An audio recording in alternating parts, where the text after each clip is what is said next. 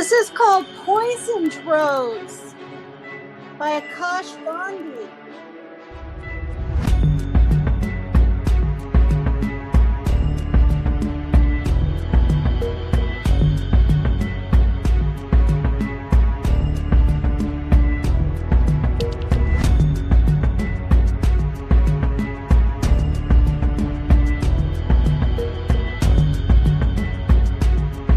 Reminds me a little bit of Africa. Maybe Lionel Roy. Okay, I gotta make sure it doesn't play again. Oh, it is. Boom. Okay. Hi, everyone. Hi. Oh, it's so nice to just have people in here. I have my little fan there. I'm trying it. My hair's getting longer. If you look back at my video, it used to be up to like flipping here or something. So, and I'm trying to figure out, right? Do I want bangs?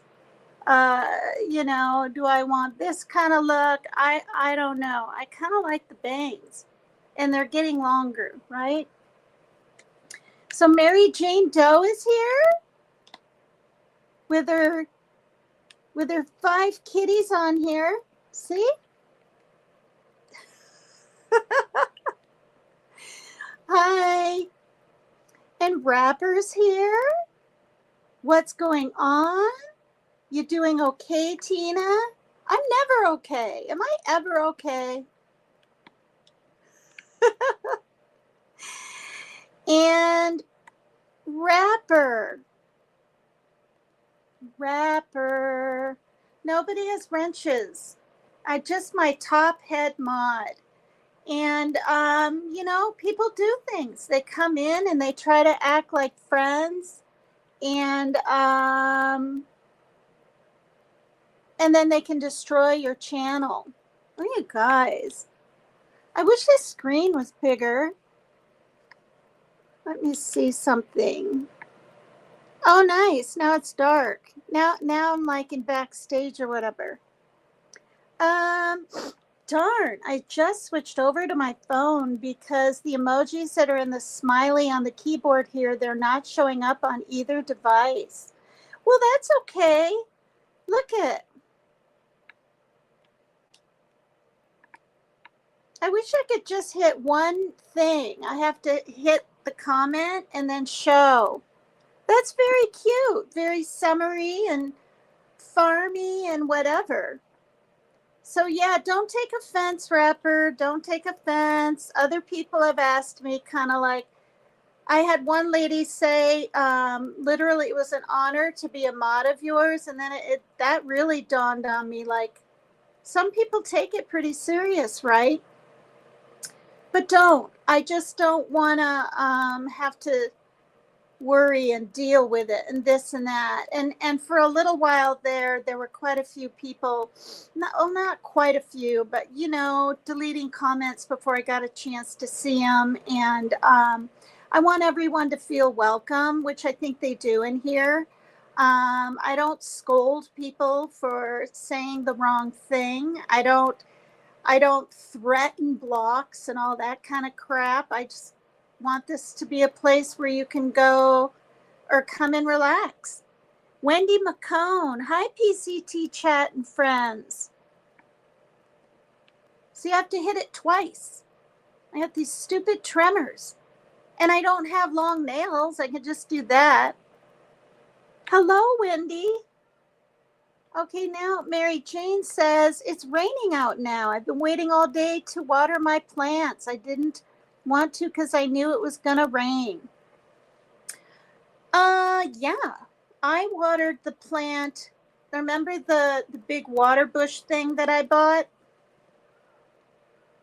Like it had pretty pink, it had pretty pink, there we go. Flowers on it and stuff. It really didn't get enough sun. I tried. I set it in my son's window because that's the side that always gets the sun. We don't get sun directly on the deck or in my window or my daughter's. Wow, there's 22 in the. Where are you guys? Like, summer is nearing the actual day, but it's supposedly not here. But school is getting out in different states and parts of the country. Here it's not out yet. It's usually, I couldn't remember. And I asked my daughter, I mean, she is 22 now, but she said, I think it was like the 12th or the 15th. So they still have another good, couple of weeks or a little less to go. Oh my gosh, you guys, it's my birthday in exactly 20 days. 20 days. I mean, I used to look forward to my birthday. I really don't anymore, you know? Hi, Daniel Berry Sports. And I think for the most part, people just want to protect you when random people in the comments are saying mean things, says Mary Jane Doe. Yeah, absolutely. And I know that, and I understand that. But more people were asking me if they could be a mod, and it was something I didn't want to think about. So I just took care of it. I wish this side would flip as much as the other. Fiddlesticks. All right. And she also says every creator is totally different with how they handle their moderation. Yes. So we got to put this up. Look at this. Oh gosh. I've said so many things. I don't like to just say out in the bushes. Like, I don't even know who started that in YouTube. People out in the bushes looking in. I mean, you guys could be anywhere because everybody brings their phone with them everywhere. And I would love to be able to walk around and even show this town, which I could if I have enough data or whatever in my iPad. Like when I put it on that thing and I filmed me going to rehab, and I showed the hospital, and I was right next to it. And the sweatshirt. I like to cut my sweatshirts. I do. I've been doing that since like high school, but this is a real big one that I've slept in before. Okay, so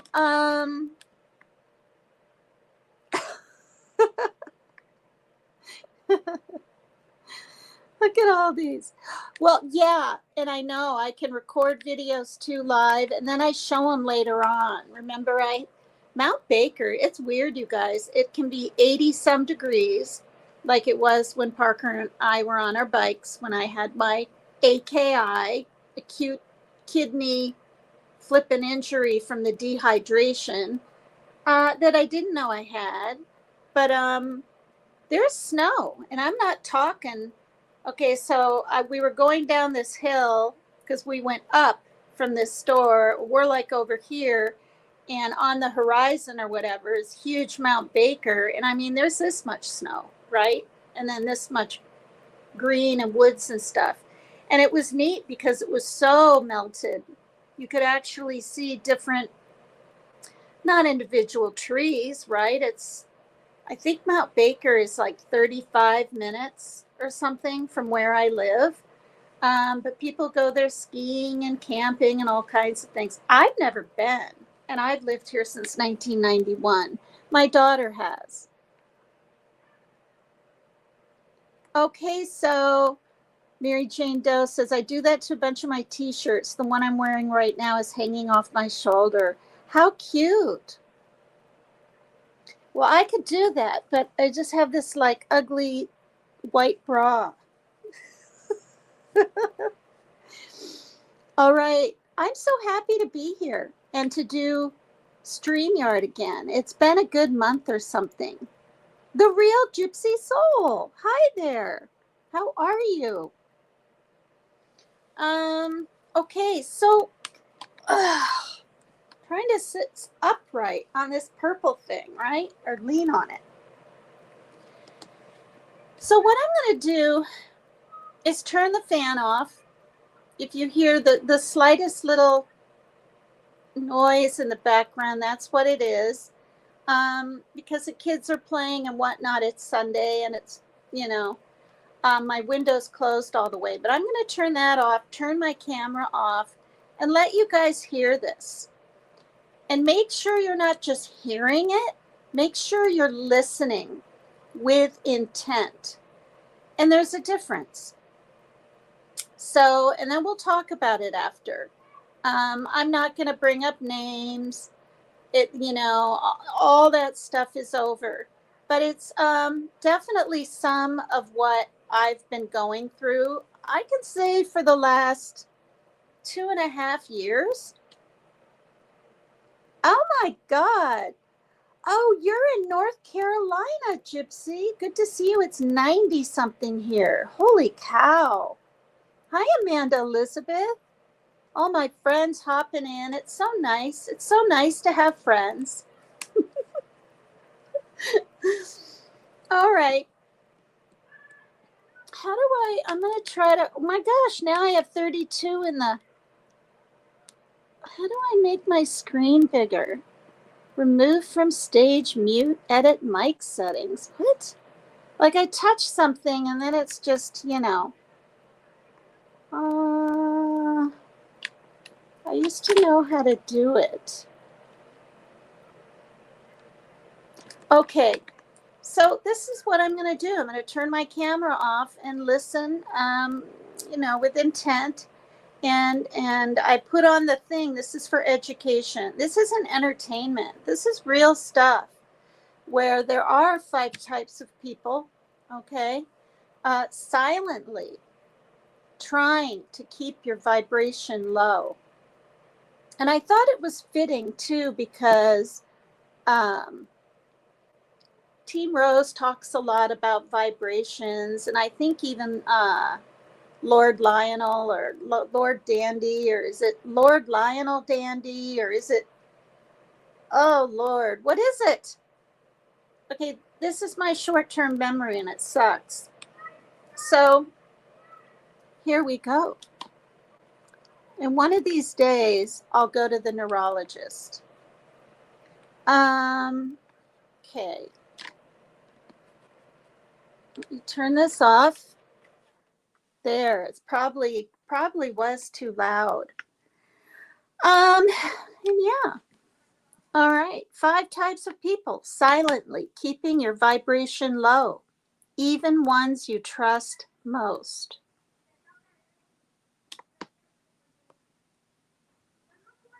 Most people who are serious about raising their vibration are doing everything right on paper.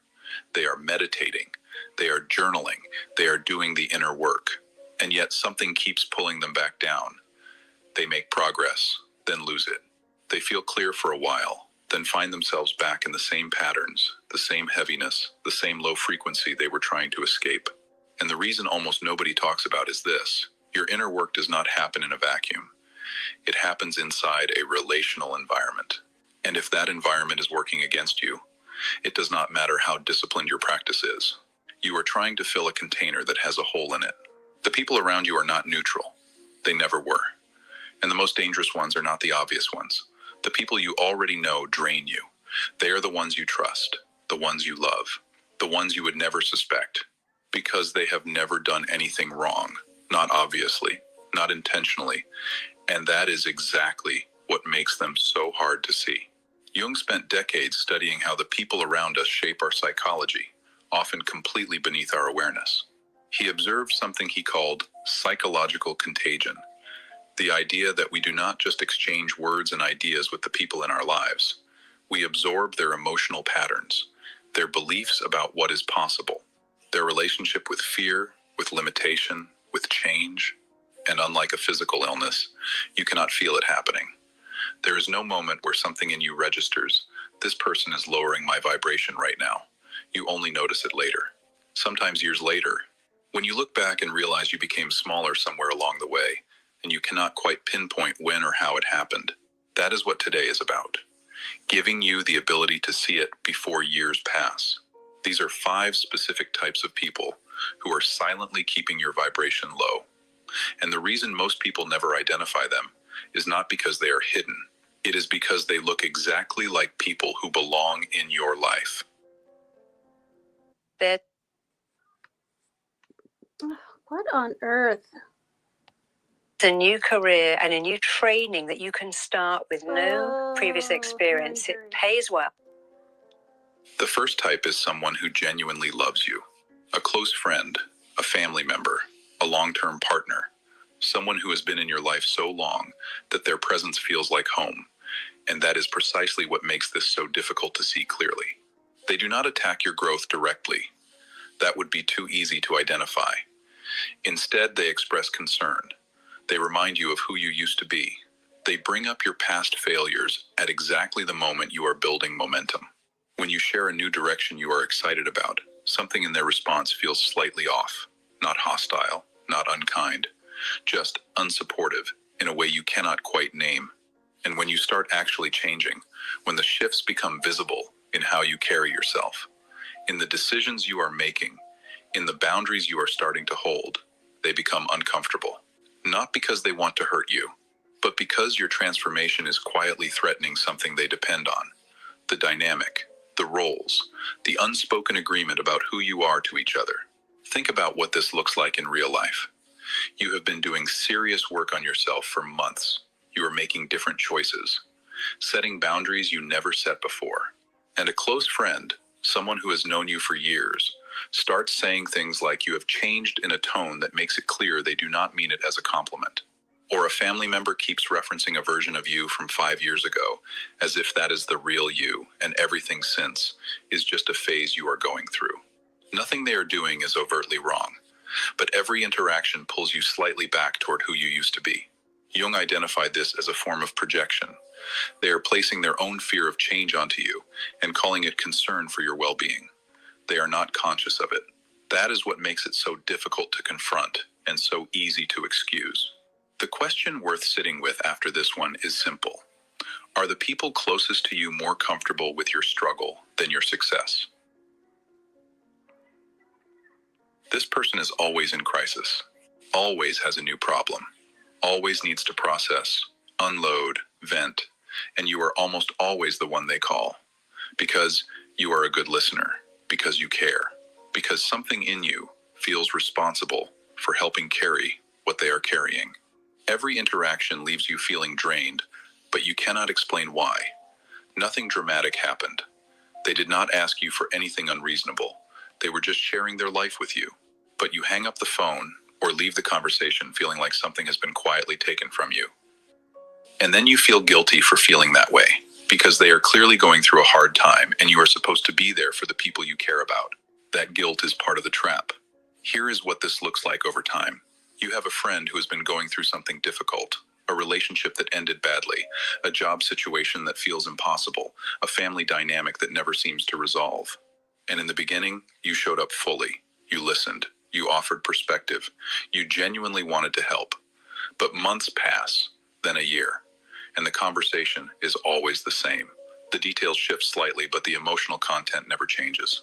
The same pain, the same confusion, the same sense of being stuck. And every time you think things are moving, something pulls them back to the same place. You start to notice that when you offer a solution, it gets dismissed. When you point toward progress, there is always a reason it will not work. When something actually improves, a new problem appears almost immediately to take its place. Here is what Jung observed about people stuck in chronic emotional loops. They are often unconsciously resistant to resolution. The problem has become their identity. The suffering has become the story they organize their entire life around. And if the problem were actually solved, if the crisis actually ended, they would have to face the much more uncomfortable question of who they are without it. What do they talk about? What gives their life its sense of weight and meaning? Who shows up for them if there is nothing to show up for? So they cycle. New problem, same pattern. New crisis, same emotional frequency. And when you engage with that cycle repeatedly, when you show up as the reliable witness to it month after month, you begin absorbing the frequency of it. Not because you are weak, because you are human. because sustained exposure to any emotional pattern, regardless of whether it belongs to you, leaves a residue. You start carrying a low-grade heaviness that you cannot quite source.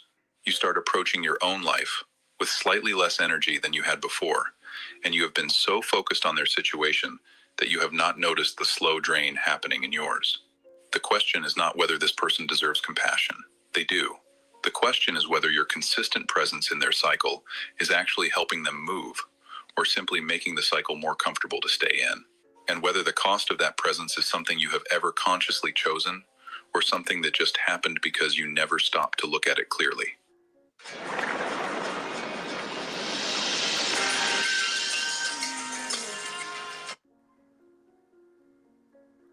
This one requires the most honesty to identify, because on the surface, this person looks like a peer, a friend, someone in your corner. They never directly put you down. There is always plausible deniability. They just happen to bring up their own wins immediately after you share yours. You can plans that sound curious but land as undermining. When something genuinely good happens to you, their congratulations arrives with a footnote. You cannot quite name what is happening, but you feel it. Something about the interaction leaves you slightly deflated in a way you cannot justify to anyone else because nothing obviously wrong occurred. And over time, this is the part that matters. You start editing what you share with them, downplaying your progress before you even open your mouth, framing your wins more modestly than you actually feel them. Because some part of you already knows how they will respond, and you are preemptively managing the cost. Here is a concrete example. You receive a significant opportunity, something you have worked toward for a long time. You tell this person, and instead of a clean, simple acknowledgement, they immediately pivot to potential risks, to someone else who tried something similar and struggled, or they bring up their own recent achievement in the same breath. Nothing overtly wrong, but you leave the conversation feeling smaller than when you arrived. Jung called this the shadow dynamic in relationships. What someone cannot accept in themselves, they unconsciously suppress in others. The subtle competitor is almost always someone whose own ambitions are blocked, not by circumstances, but by their own unaddressed patterns. And your visible progress reminds them of that in a way they are not equipped to consciously acknowledge. Ask yourself this: do you find yourself editing what you share with this person before you even open your mouth? That editing, that preemptive shrinking, is not caution. It is your nervous system telling you something your conscious mind has not yet been willing to say out loud. This is someone deeply connected to who you used to be. An old friend, a family member, someone from a previous chapter of your life who knew you before any of this work began. And the relationship carries real warmth, real history, real affection. But every time you are around them, something happens that is difficult to describe. You feel yourself slipping back into the old patterns, the old humor, the old way of moving through the world that you thought you had left behind. It is not dramatic. It does not happen all at once, but you walk into the room as one person and somehow leave as someone slightly older and smaller, a version of yourself you recognize but no longer fully identify with. And the most disorienting part is that nobody did anything wrong. They were just being themselves. They were just relating to you the way they always have, the way the relationship was built. That is exactly the problem. Think about what this actually feels like. You go home for the holidays, or you meet up with a group of friends from 10 years ago, and within 20 minutes, something shifts. The old nicknames come out, the old jokes, the old roles. Who is the responsible one? Who is the wild one? Who is the one who never quite had it together? And you find yourself playing your part without even deciding to. Because the script was written a long time ago, and everyone in the room is still following it. You leave feeling vaguely unsettled. Not because anything bad happened, but because you spent 4 hours being a version of yourself that no longer fits. And the unsettling part is how easily you slipped back into it, how automatic it was, how little resistance you offered. Jung described this as being pulled back into the persona, the constructed self you built for a specific environment, a specific set of relationships, a specific period of your life. Some environments make growth almost impossible, not because anyone in them is malicious, but because the social contract of that environment requires you to stay the same. The role was assigned long ago, and everyone, including you, keeps playing it, automatically, unconsciously, out of sheer familiarity. There is also something else happening here that is worth naming directly. Some people in your life have a real investment in the old version of you, not because they are selfish, but because the old version of you made sense to them. It was predictable. It confirmed what they already believed about who you are and what you are capable of. And when you change, when you genuinely evolve, it does not just affect you. It quietly challenges the story they have been telling about themselves in relation to you. If you can change that fundamentally, what does that say about what is possible for them? That is an uncomfortable question. And most people would rather keep the story the same than sit with that discomfort. Comfortable and growth producing are not the same thing. Sometimes the most costly relationships in your life are the ones that feel the most like home. This is the hardest one to see clearly, because this person loves you, genuinely, deeply. A parent, a mentor, a close friend whose opinion you have respected for years, someone whose care for you is not in question. And that is precisely what makes their particular impact so difficult to protect yourself from. They question your decisions, they highlight the risks, they walk you through the realistic outcomes. And they do all of this from a place of genuine concern. They are not trying to hold you back. They are trying to protect you from disappointment, from failure, from the pain they may have experienced themselves when they reached for something and it did not work out. But here is what happens. Because you trust them, because their opinion carries real weight with you, their doubt lands differently than the doubt of a stranger would. You cannot dismiss it. So instead, without fully realizing it, you absorb it. You carry it into your decision-making. Their ceiling quietly becomes your ceiling, not because they imposed it, but because you loved them enough to let it in. Here is what this looks like. You have made a decision you feel genuinely clear about, not reckless, clear. You share it with this person, and they respond with love, real love. But inside that love is a careful, thorough list of reasons to be careful, reasons to wait, reasons why it might not work the way you are imagining. And you leave the conversation still technically committed to your direction, but somehow less certain than you were before you arrived. That erosion of certainty, quiet, gradual, delivered with love, is the cost. Jung observed that we are most vulnerable to the projections of the people we trust most. When someone we love reflects limitation back at us, we absorb it at a depth we rarely recognize in the moment. We think we are just having a conversation. We do not realize we are being slowly, lovingly talked out of our own knowing.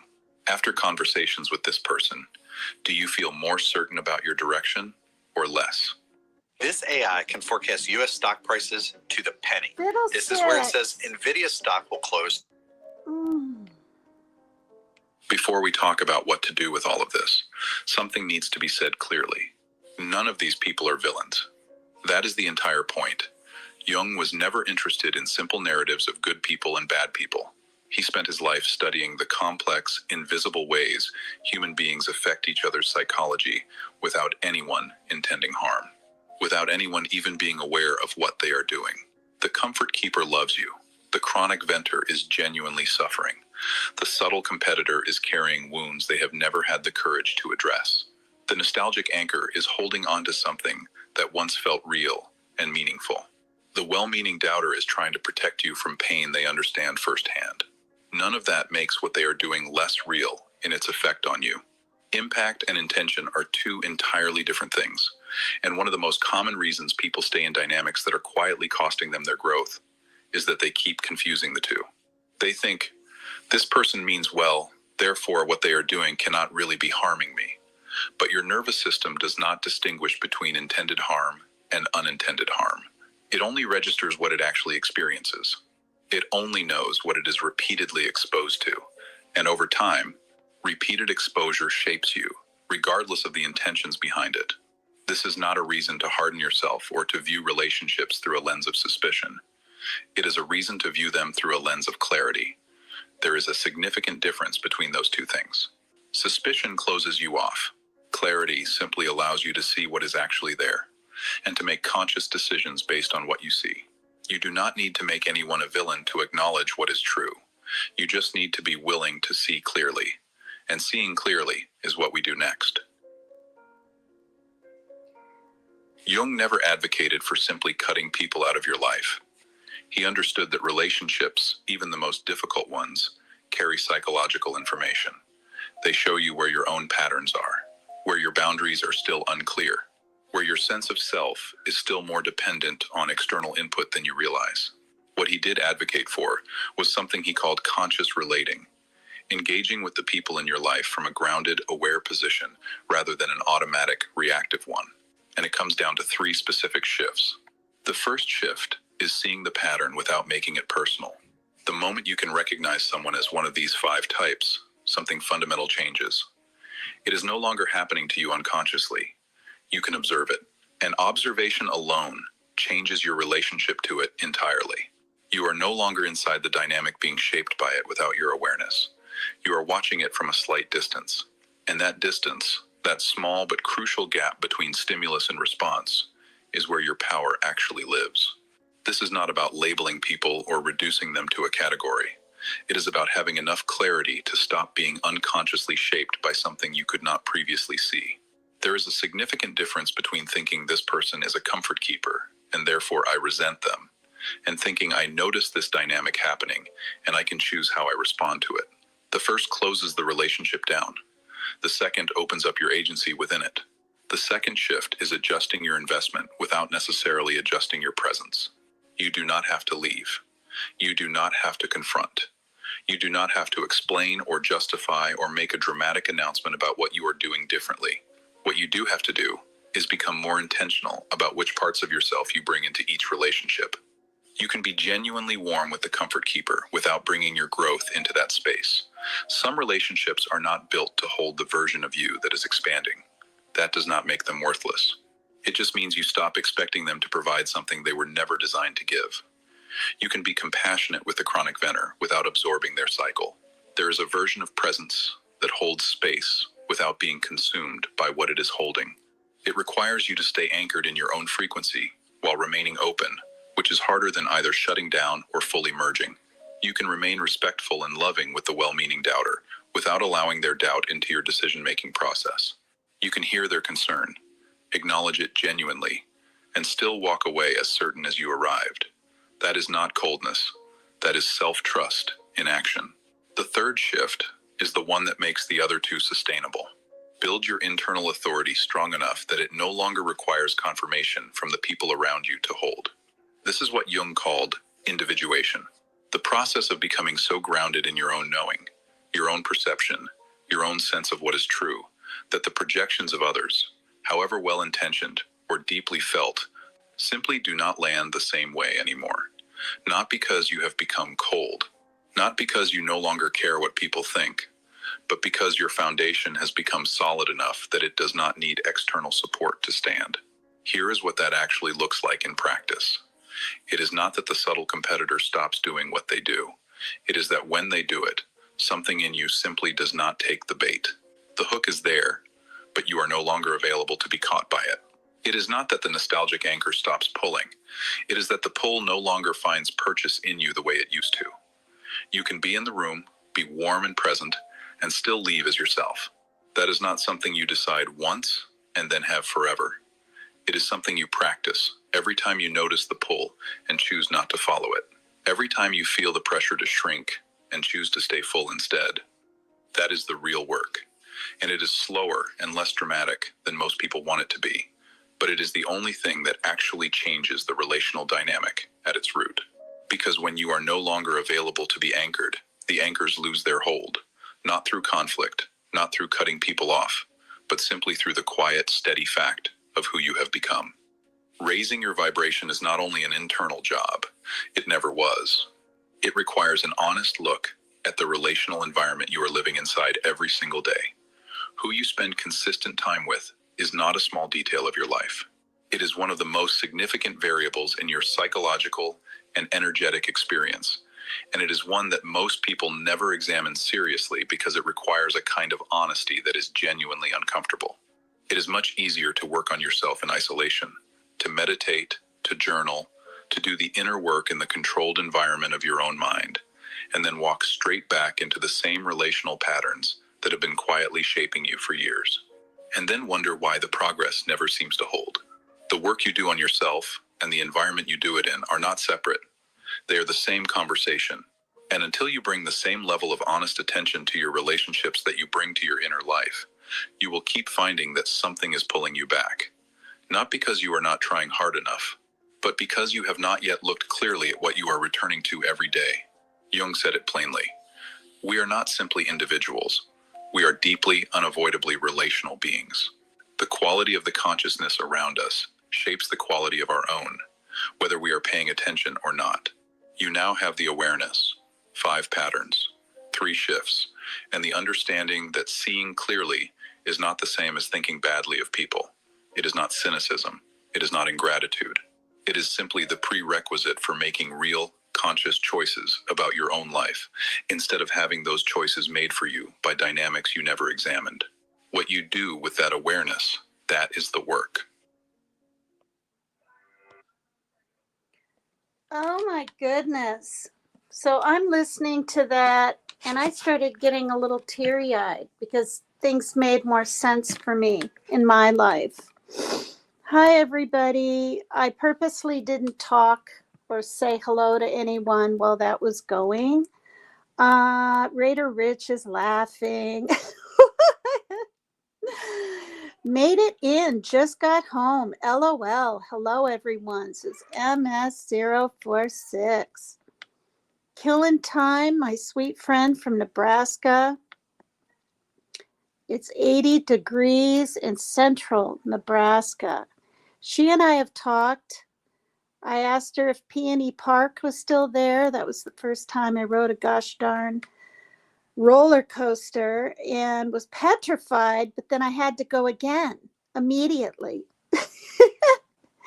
And I can't remember. I think Killing Time, you said, did you say it's no longer there? Or it is there and it's bigger? I'm just not really sure now. Anyway, other friends have come in. Raider Rich, of course, drinking his brewski. What kind are you drinking? Remember when you were up on my panel and I was saying, is it Tecate? I called it Tecate beer, and you said, no, it's Tecate. Remember that? Hi, sassy girl. It has been a while. Thank you for saying hello. I hope you're doing great. Oh, okay. Succubus, energy vampires. All right. Of course, Rapper's here. He asked me to go live. It was yesterday evening or something. And I said, what did I say? Something like, I might, or maybe, or no, I think I said possibly. Hello. Welcome to Megan's Shenanigans and my hair.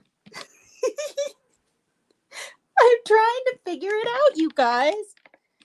Oh my gosh. The sound is good, right? I got that bright lamp back there. There. Now it's not like in my eyes. There we go. And it was interference. It was 2 iPads side by side.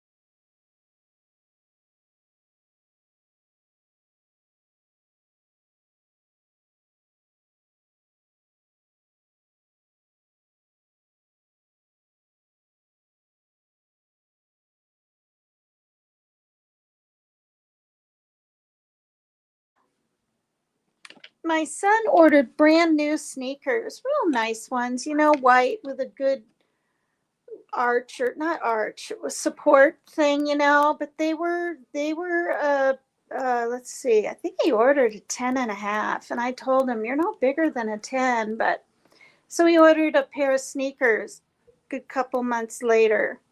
And instead of in the hub, you know, this mail thing where you get a number, they delivered them to the door. So yeah, he was excited to tell me. My window's closed, and you can hear all of that. So yeah, MS0426 is in here. Aussie True Crime. Oh, that's so nice. Hi there. It sounds good? Good. That was awful, going through all that weird glitching and stuff. So yeah, I thought when the 5 types of people came up before he talked about them, he was going to say the names. You know, there was the something doubter, and now I can't remember the names. He went through them, the chronic something or other, and then 3 others, and now I can't remember, and that's a bummer, but people will listen to it. Well, no, they won't hear it. So let me just really quickly tell you the 5 names. The first one,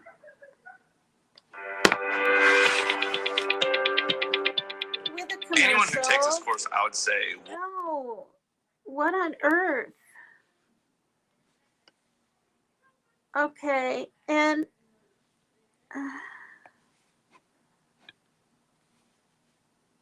Yes. Excuse me. Why is my internet so fast?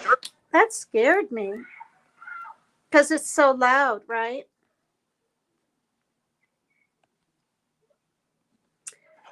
So basically the front of this video is they pull you down. 5 types of people silently, keeping your vibration low, even ones you love or no, you trusted the most. And it's important for us to know the 5.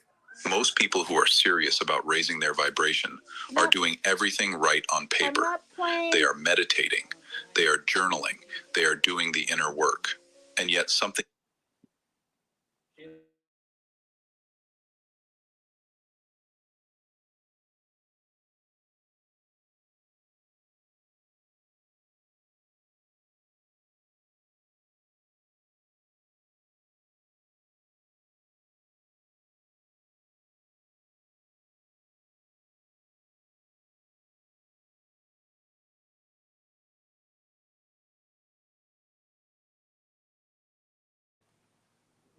Oh, I'm not going to play the whole thing. Do not keeps worry. pulling them back down. They make progress, then lose it. They feel clear for a while, then find themselves back in the same patterns, the same heaviness, the same low frequency they were trying to escape. And the reason almost nobody talks about is this: your inner work does not happen in a vacuum. It happens inside a relational environment. And if that environment is working against you, it does not matter how disciplined your practice is. You are trying to fill a container that has a hole in it. The people around you are not neutral. They never were. And the most dangerous ones are not the obvious ones. The people you already know drain you.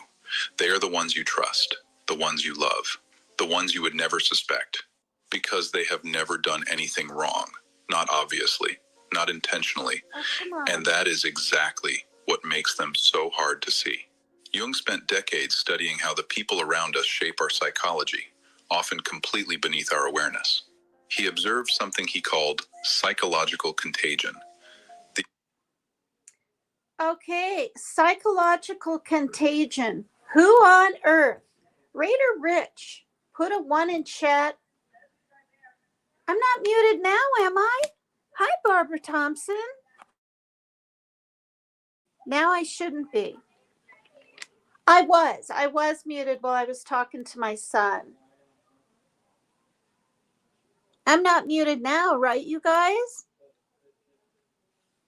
So, what was the word? Something contagion, and now I can't remember. And it means the idea that we do not just exchange words and ideas. The idea that we do not just exchange words and ideas with the people in our lives.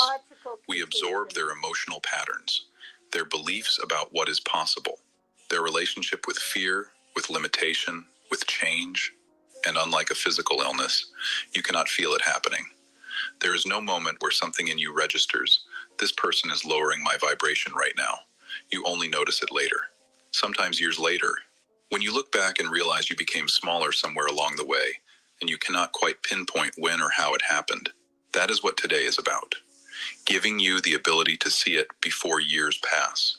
These are 5 specific types of people who are silently keeping your vibration low. And the reason most people never identify them is not because they are hidden. It is because they look exactly like people who belong in your life. The first type. The comfort keeper. The comfort keeper. And I'm not going to play it all again. I already played it. So we got comfort keeper.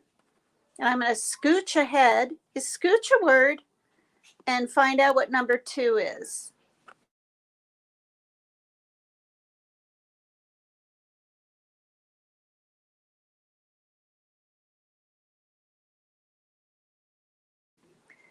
Number 2, the chronic venter.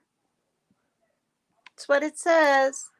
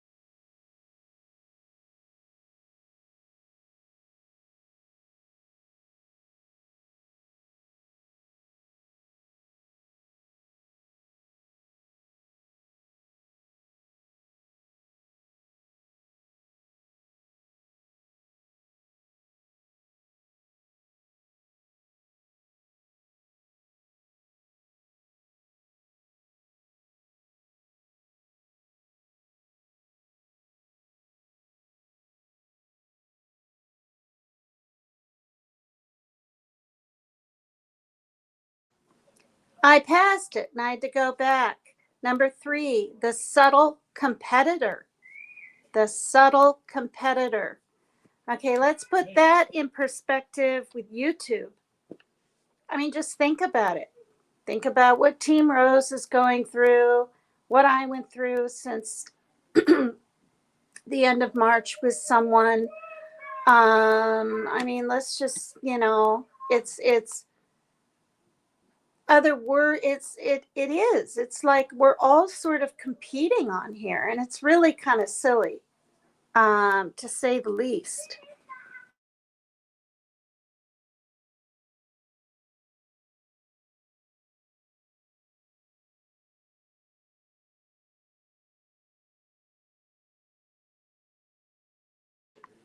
Number 4, the nostalgic anchor. The nostalgic anchor. And then number 5,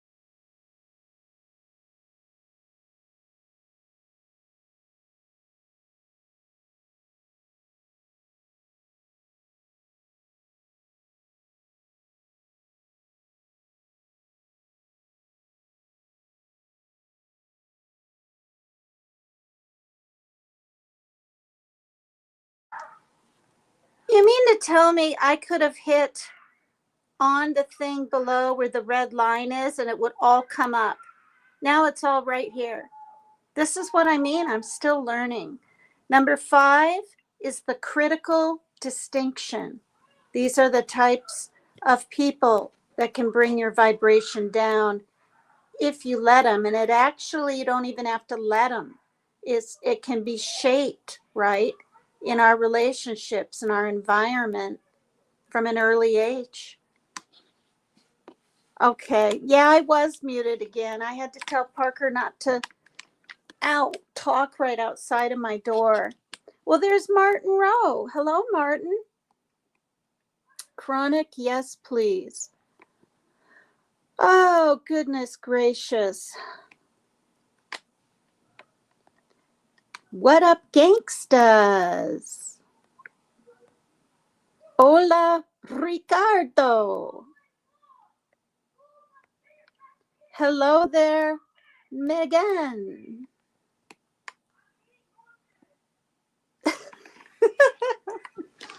All right, and hi to the 14 in the okay, it's summertime. All right, you're out on those floaties. Oh, there's so many kinds now, right? Donuts and flamingos, and I mean, we just had, right, you guys, in the 60s, 70s, and frankly 80s. I don't know about 90s. I mean, maybe just flat square things or whatever. Right now you're sitting on things. You're sitting on unicorns and panda bears and donuts and other things. Probably even the Simpsons, not the Simpsons, probably even Bush Dweller, says Martin Rowe. Hello to the Bush Dwellers. That's so British. That's so British sounding. All right, so the people that came in later, Martin and some others, I seriously would advise, I not advise, but I hope you find the time in your life to listen, you know, to what Carl Jung, he pronounces Jung, has learned about, you know, that we need individuation. And I'm trying to remember some other things in there. Now I can't. And that's a real bummer. So if I do another live like this, I mean, I'm not ending now or whatever, but if I do another live where I'm going over something like this, I'm going to take notes. I'm going to have to. But I got quite a bit out of it because instead of just hearing, I was trying to listen and with intent.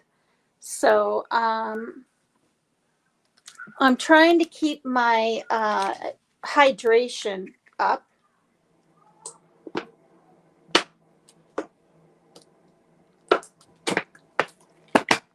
And I found that this older bottle,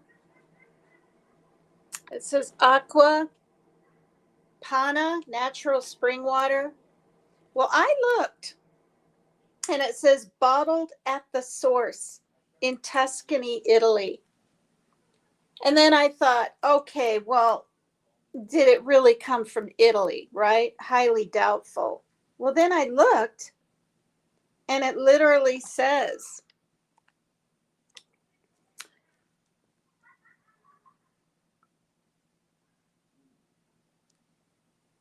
Acqua Panna, Scarperia e San Piero, Italy, by the San Pellegrino term. And then it says localita, locale, right? Ruspino, Italy, 2018. I haven't had this bottle since empty bottle since 2018. So then it says distributed by Nestle Waters, North America Incorporated, Stamford, Connecticut. It's a product of Italy. Really interesting.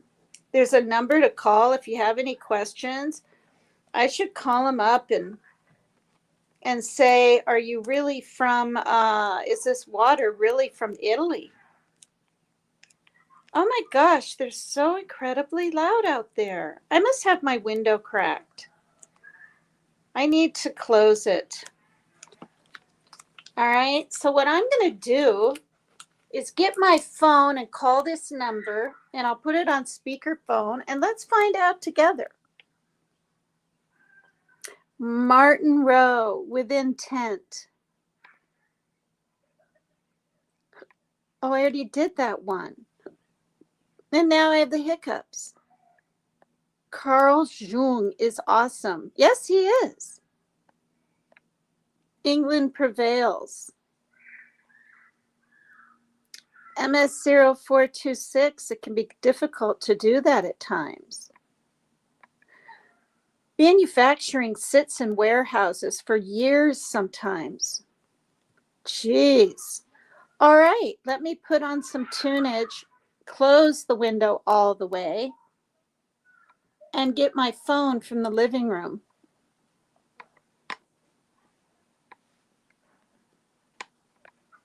And I'll be right back. Please don't go anywhere. I've been live for an hour and 1 minute already. Okay, let me find a song. We'll do this first.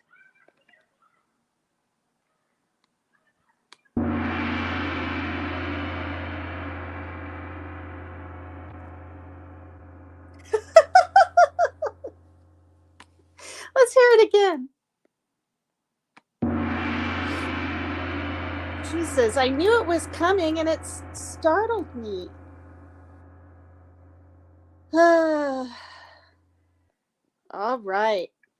So if you enjoyed my show so far, you can.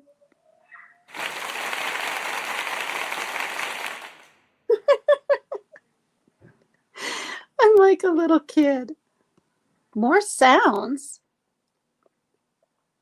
Or if you haven't enjoyed my show so far,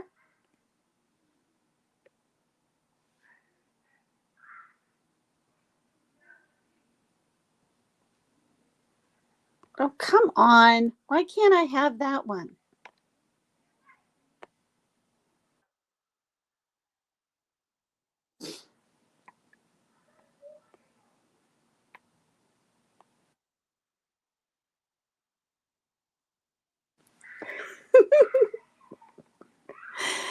Or you can do this along with me.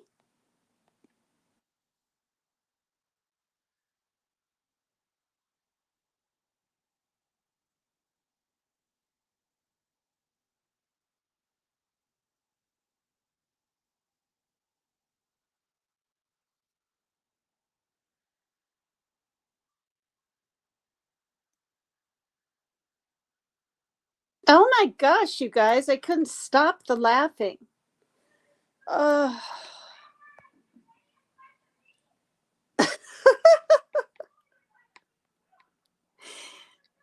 You know, you're getting older when the slightest thing startles you. I mean, I've done this kind of thing before, like when I talk into my Google thing and it's really loud back. Or it plays something, you know, I don't expect. All right, so let me put a tune on. I forgot I had those little media assets. They're actually new now that the iPad is updated. There's bouncing balls, but it says, this is what came up when I tried to do the Boo one. Whoa, you've got a lot of files, exclamation point. Each brand is limited to 100 images / videos. Please delete some files before uploading more. Well, why do I have to? Why do I have to, you guys? Right? I mean, why do I have to if, you know, yeah. All right, we're going to play this one. You guys have fun. Remember Josh Pan 2? Carrots. Put carrots in the chat if you would, if you feel free to put those crunchy carrots that are apparently good for the eyeballs. in chat, and I'll be right back.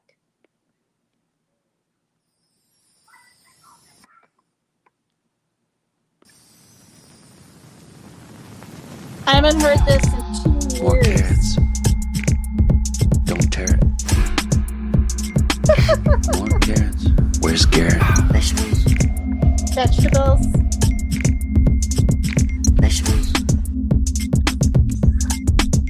Here This come was from the my- west side,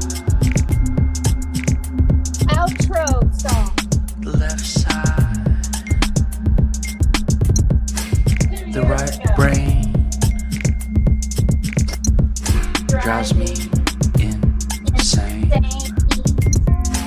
Don't lie, don't lie, don't lie to me.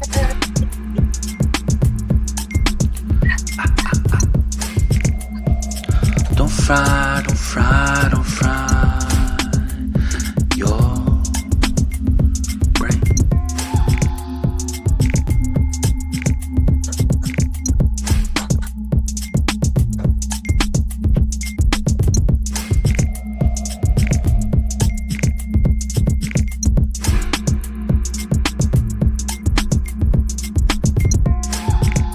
More carrots. Don't tear it. More carrots. Where's Garrett?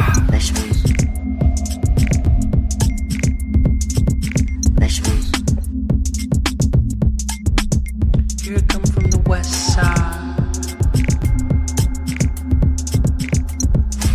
the left side, the right brain drives me insane. Don't lie, don't lie, don't lie to me.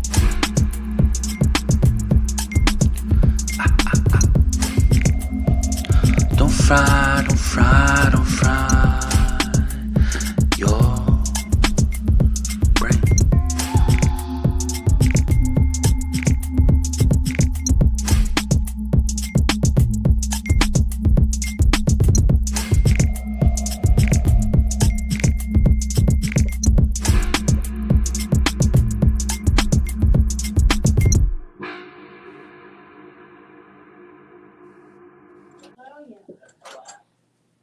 Okay. I'll put my finger. Okay. More carrots. Don't tear it.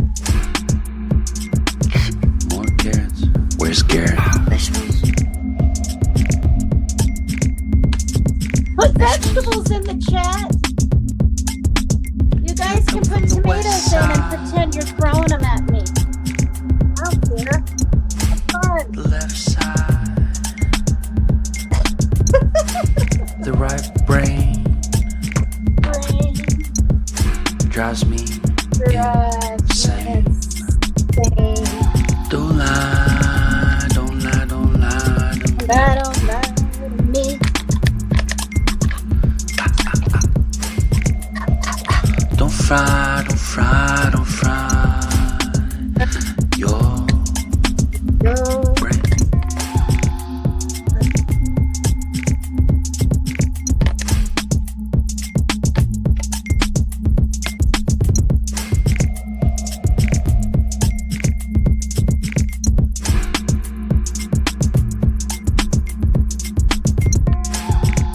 More carrots.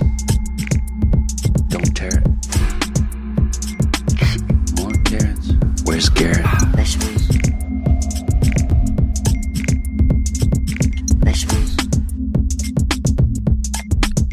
Here it come from the west side, the left side, the right brain drives me insane. Don't lie, don't lie, don't lie to me. Don't lie, don't lie to me. Don't fry, don't fry, don't fry your brain.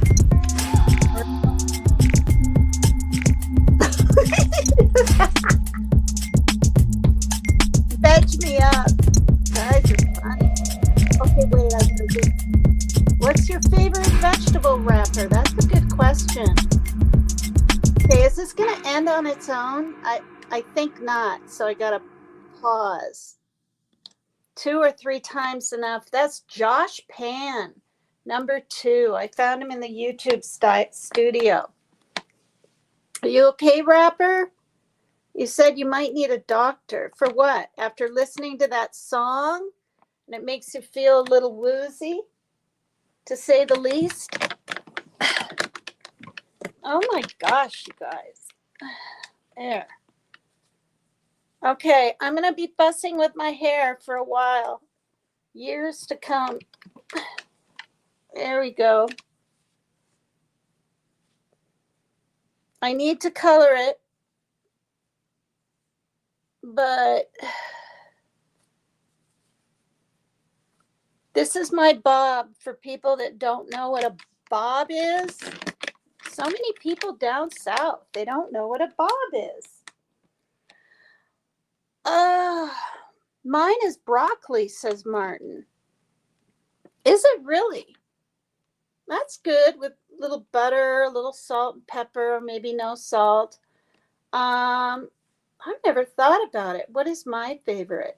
For a few years now, when I'm older, I really, really like celery. Like just plain, just crunch on it. I like it.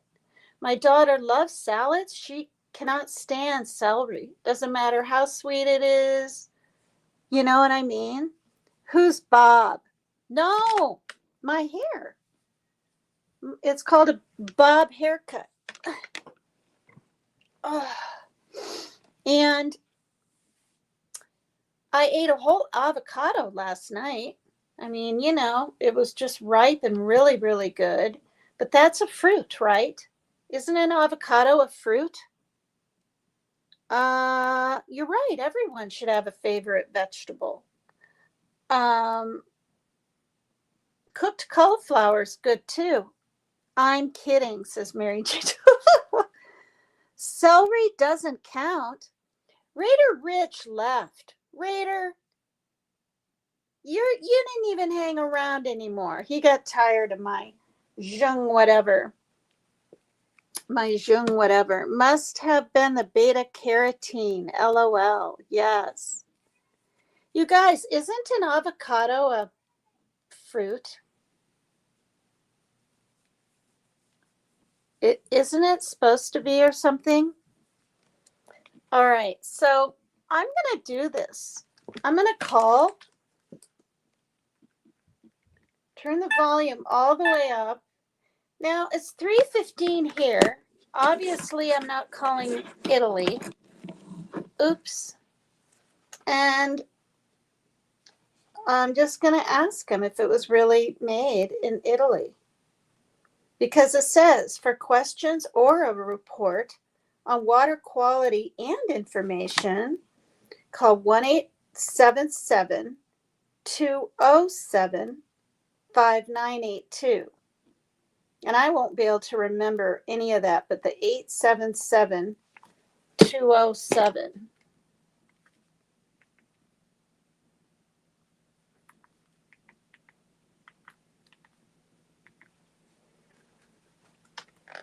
See, I used to be really pretty good. Now it's the damn stroke and the stressed heart attack. 5982, and it's really small. Tomatoes are a fruit too? Did I just say 5982? Here we go.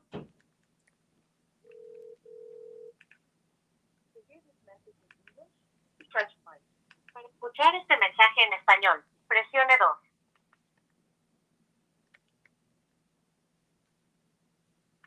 To hear this message, thank you for reaching out to us at Nestle. Our offices are currently closed. Our business hours are 9 a.m. to 6 p.m. Eastern Standard Time, Monday through Friday. Please give us a call back during our normal office hours. If you have an emergency, please send a text message to 866-866-4793. Make sure to include your name, a detailed message about your experience, a good time for us to reach out to you, and your time zone. Thank you and have a great day. Okay, they're closed. I wanted to call and see if this bottled water, which, is just an old bottle. I'm curious on live here if it was really bottled in Italy. It said so. Yeah, it is Sunday, isn't it? The vegetable helpline, 867-5309. What number is that to?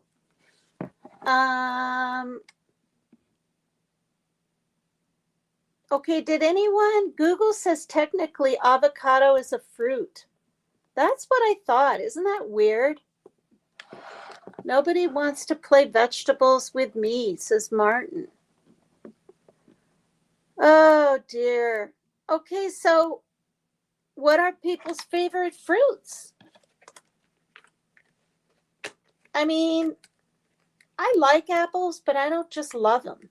Love them. You know what I mean? And a good peach is really good. We got some peaches the other day. They're expensive, but they're good. And nectarines are kind of easier to eat, right, than peaches. Bananas are okay. I picked up some bananas. I didn't like blueberries or even strawberries that much growing up, and I like that kind of fruit stuff now that I'm older, including avocado. I didn't like avocado, and I didn't like tomato as I was growing up.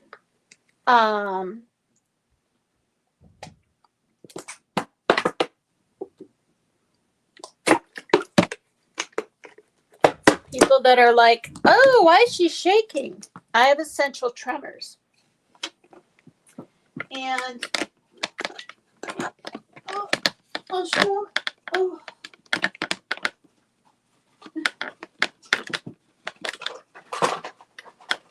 I highly recommend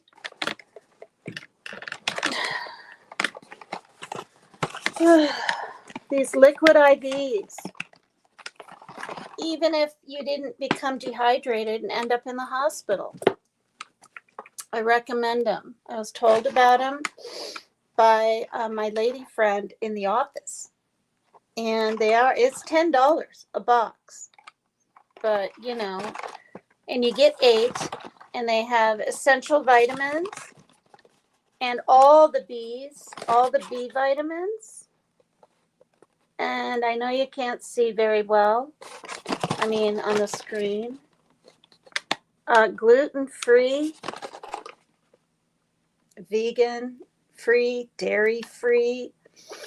Now, in this one, this is the tropical punch, and I definitely prefer it to the green grape. I'm usually not that fussy, but I needed something sweeter because it does make your water a little bit thicker. The doctor said I could pick up Pedialyte too, which I was going to do, but I think that might be even more expensive than this because apparently I injured my kidney. And then when I read the paperwork, it said I need to see my doctor in, I'm going in like 3 more weeks because I need to talk about my blood pressure with him. And especially now that I'm off the water pill because the paperwork said to do that.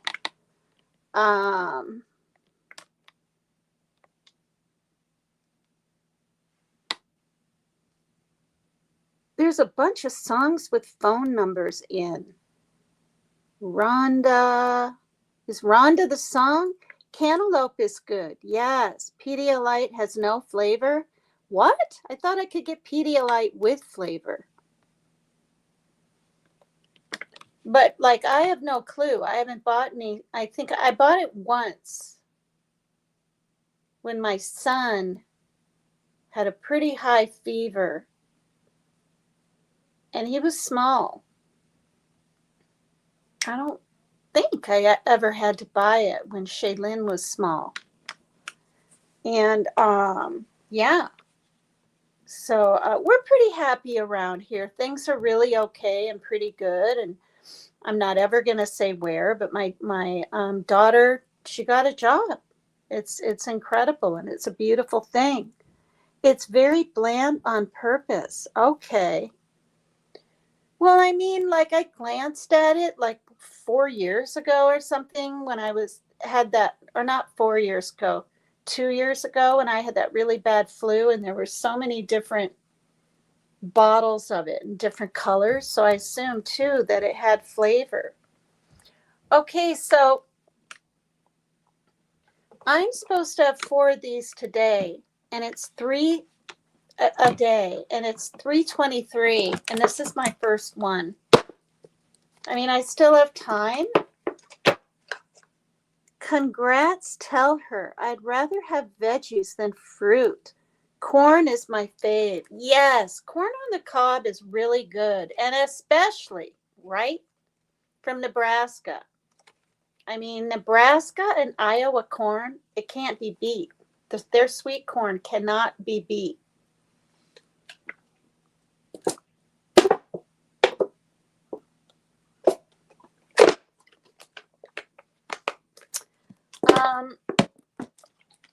Also, I used to be on that propapanol for a year and a half after my stroke in 2020, and I noticed my tremors weren't so unbelievably visible. If they were this bad, I probably wouldn't have started a channel, or maybe I would have and never turned off my avatar. But I just don't care anymore, and I had to go off them because they were making my heart race, near the endish. I mean, not right away, but for like a year and a half or a year and a half later. So refrigerated tastes better. Good to drink when you're very sick is why. Okay, yeah. Well, because this is so expensive and you get 8 packets, and I gave one to my daughter and one to my son. I'm having one every other day, and then I'm trying to have enough water. And I messaged Team Rose today, and because she told me about a thing where it's called, and this is important, because we're all getting older and we're all going to be in our 60s like me and stuff. But she told me about, it's called prescription cascading. Okay, prescription cascading. And basically what that is you're given a pill, and then you have side effects, and you've got to have another one, right? And maybe another one, and this kind of deal. And so to counteract the side effects of that one. And I came across an incredible, she came up on my feed. It's if you type in Dr. Favor, Favor, she's like Indian kind of heritage. I don't know, Pakistan or India or something. Emma Radia or something is the last name. Yeah, starts with the letter A. In fact, I should stick it somewhere. I'm getting really good at copy pasting. I've never done the copy paste in StreamYard before. I mean, really, you guys, for 2 years, I was typing it all out. And I didn't know those 2 squares that are attached near each other meant copy paste. I didn't even know that until last year, the end of the beginning of this, the end of last year from my daughter. She was like, well, Mom, it's this. And I'm like, how do you know all this stuff? They learn it in school and stuff. You flavor water with tea. That's a really good idea. That's a really good idea because we have quite a few boxes. I mean, even Christmas, the cinnamon and the peppermint and the green tea and the black tea and I got a box of black tea with probiotics. My son was really into tea for a while, and there's I think 11 boxes sitting down below, and that would be, I didn't even think of that, and I like tea. So instead of spending the money, right, and buying those bottles, Killing Time says, I drink 3 12-packs of Diet Pepsi in bottles every month. 3 12-packs. Wow. Well, no, that's not even that bad. Because if, let's just say it was 4 12-packs. Well, wait. That would be 2 a day. But you drink 3 12-packs. Do you think that's too much for a whole month? I like to have my cola or Pepsi, once a day. I haven't had one yet today or yesterday because I'm trying to drink more water, right? Oh, and put some milk in it. Yes. Heat up the water as well. Well, I mean, I've had a cup of tea, but I like the idea of being able to make your own cold. Couldn't you make your own cold tea without putting like a whole pitcher of it in the fridge or letting it sit out in the sun, and that kind of thing? I mean, you don't want to break open the bags and put all the little, not seeds, but granules in there. But I could put the tea bag, I mean, for real, like I'm not just talking right now. I'm going to do this in my water and have some flavor because I got tired of squirting lemon juice in there. See, I need to keep up with this stuff. What else?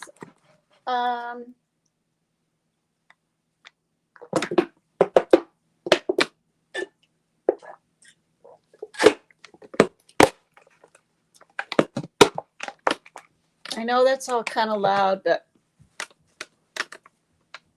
I love the lazy river. Where? In Nebraska? Where did that come from? What did I miss up here? Oh, okay. So you were talking about Diet Pepsi. Oh, is that a brand of Pepsi? Lazy River is a brand. Have you guys had Xenia? Is that what it's called? Xenia? I used to buy it. That true crime lady, Lisa. Let's Get Into It lady. True crime with shit. I watched her over a year. She was drinking a Pepsi looking thing, right? Or Coke, I mean. And it was made of stevia. Expensive. I mean, I'm not kidding.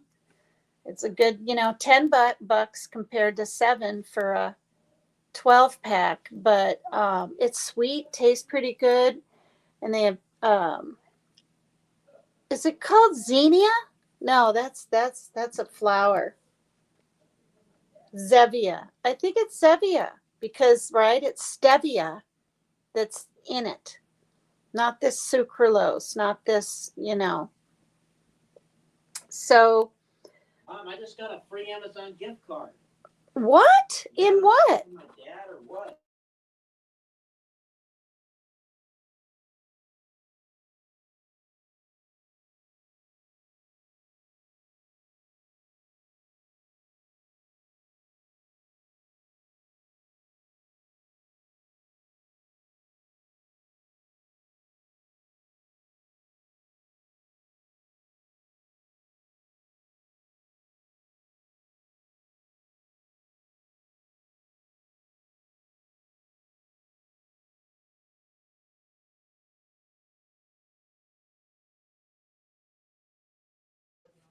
He's so excited.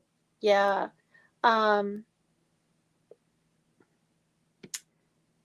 Okay, wait. Where did I get the water? I got it at Fred Meyer. This bottle, probably a good 4 years ago. And I thought, well, I'll try something different.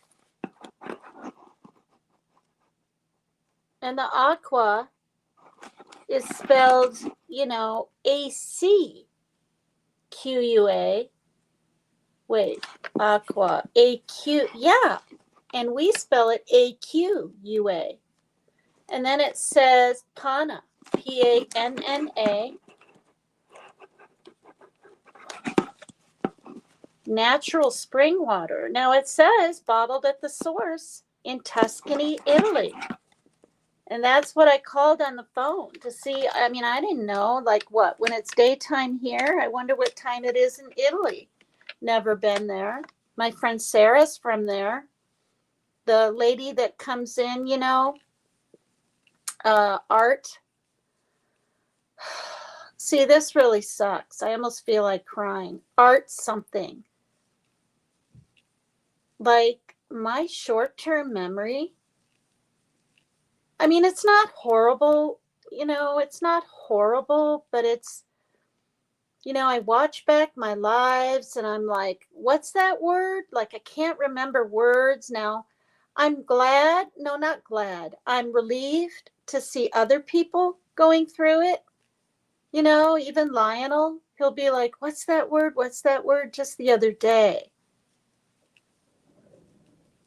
Oh, that's so sweet. Thank you, Barbara.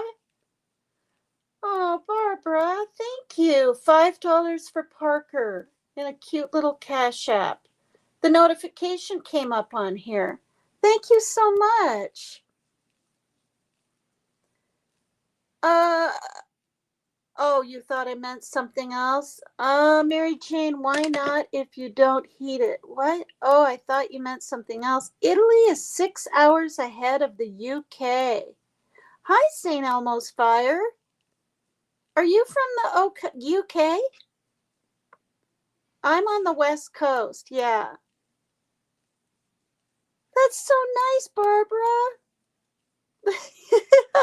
That'll mean a lot.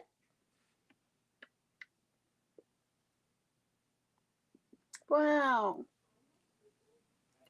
Microparticles get into the water. Yeah, in bottled water, is that what you're talking about? That's what they're finding out. You can reuse plastic that much. Oh, it can last like 2 years. Wait a minute. Are you guys saying that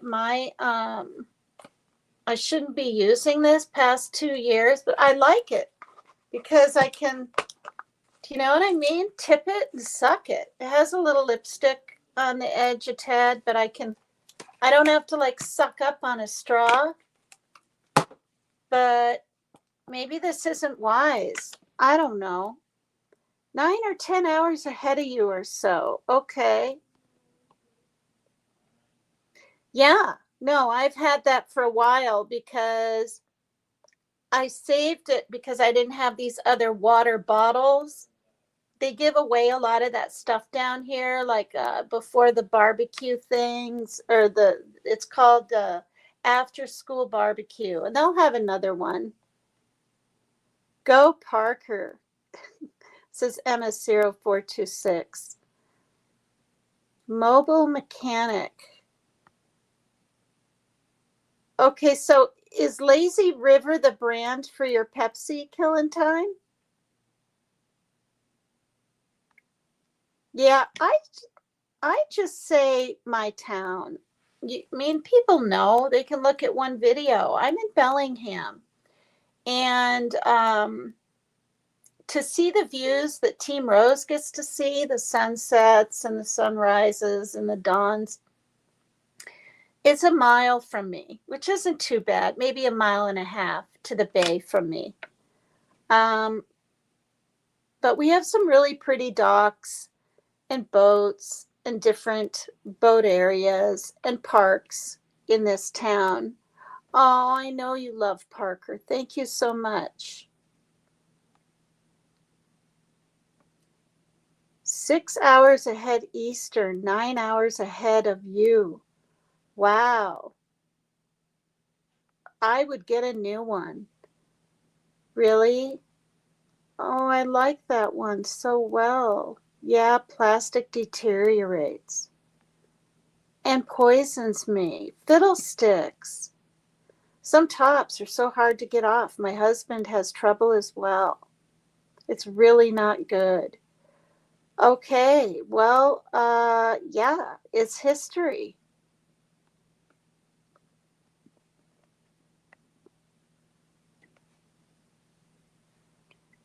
I'm in the Blue Ridge Mountains near Virginia and North Carolina border on the Blue Ridge Parkway. Wow, I bet that's beautiful. Oops. It's so funny, Killing Time. It says popcorn, yellow striped smile. Oh, that probably means the smiley is popcorn colored, maybe? I don't know. I think I drank that too fast. I feel like I have like a teeny small headache. Guys, I'm really trying to... Once I color my hair, I have all the other sprays, you know, when you spray in the roots and stuff, out. I love homegrown tomatoes. Yeah. Well, now there's 20 out in the, where are you guys? Let's see, you're out on the dock of the bay. It's a popcorn emoji. Okay. Well, it just said the words, right? Sometimes just the words come out, but then, see? And there it's showing. Well, it's very sweet, Barbara. You didn't have to do that. Thank you so much. Yeah, I mean, you know, I have a Cash App and a PayPal just on a teeny little ticker down there. I'm getting rid of as many plastics I can. Just replace my Ninja blender for a glass blender. Good for you. Well, then what I need to do, especially the ones like that we've used quite a bit, not bottles, but like really kind of, well, they're not even that old. Like we got some orange ones that are in really good condition, but my daughter uses the same great big one. It has those Valentine, you know what I mean, Valentine mint heart things all around the outside with a nice straw, and it's real big. They're about $30. I need to get something like that, I think. I love breaded cauliflower. I've never had that. I've had breaded zucchini, and that's really good. You forget words as well? Yeah, I mean, I know it's a given, right? Your memory goes when you get older, but when you can tell that it gets kind of extreme and more often, like just 1 year later, I mean, and I understand people go into their room and they're like, wait, what did I come in here for? But I do that a lot. And, oh my gosh, there's White Trash Family. Hey, how are you doing? You and Angel, Becca. Very nice. I hope all is good. Thank you so much. Yeah, St. Elmo's Fire. I found a 40-ounce glass tumbler with rubber sheath, glass straws. Really? On Amazon. Yeah. I don't mind ordering on Amazon. Mary Jane Doe, will you put White Trash Family's link in chat? You guys check them out. They're funny, they're fun, they're laid back, and I don't know, St. Elmo Fire, you live near the border of, they're on the border of Virginia and Tennessee. Oh, you're getting ready for your live. Okay. Well, thanks for coming in and saying hi. I had kind of an episode with the, not an episode, but I was so dehydrated. I didn't fall off my bike, but I had to get off my bicycle. And then I had to call, your church show. Then I had to call 911, and I found out, Rebel, that was so dehydrated that I had an injury to my kidney. Injury! Like, I thought people would just write dehydration. They wrote dehydration and under it, AKI. Bristol, Virginia, and Tennessee. Yeah, St. Elmo's Fire, she just told me over here. See, now this is what I mean. I remember seeing Virginia. Was it Virginia, North Carolina? Oh yeah, yep. Virginia / North Carolina. And Rebel's wife, Becca. Now, see, I can't remember. I think she's from South Carolina, but I don't know much of the difference of North and South. Yeah, I never liked avocados before. Well, give her my love. I have her in Messenger. I'm not on Messenger that much, like for months and months now, but I try to stay in touch with people. Katie Bug, I'm from Bristol, Virginia, and Tennessee too. How nice. Katie Bug, you would like to at least check them out, the White Trash Family, and then his wife has a channel, and they're good. They're good. And she has on weekends, Friday and Saturday, karaoke. Yeah. Mary Jane, put White Trash Family's link in again. And could you put Tattooed Angel also? My Walmart gave me 3 individual.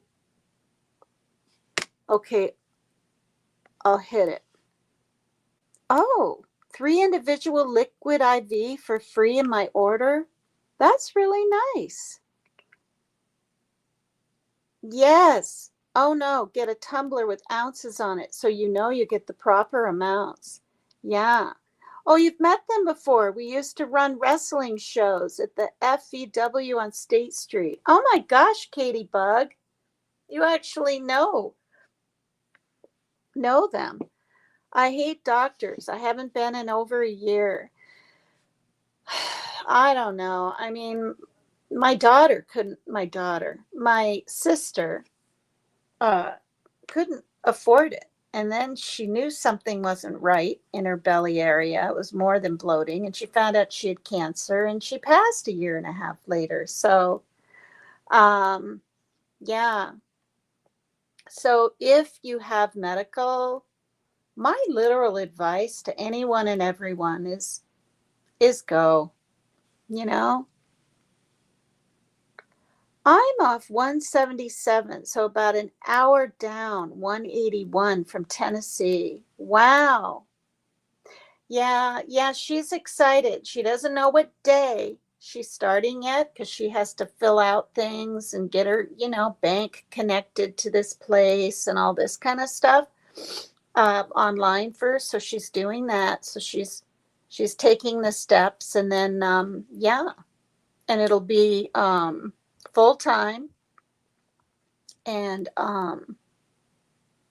pretty close by. That's all I'll say. So that'll be good for her, and it'll be good, for her to have it on her resume.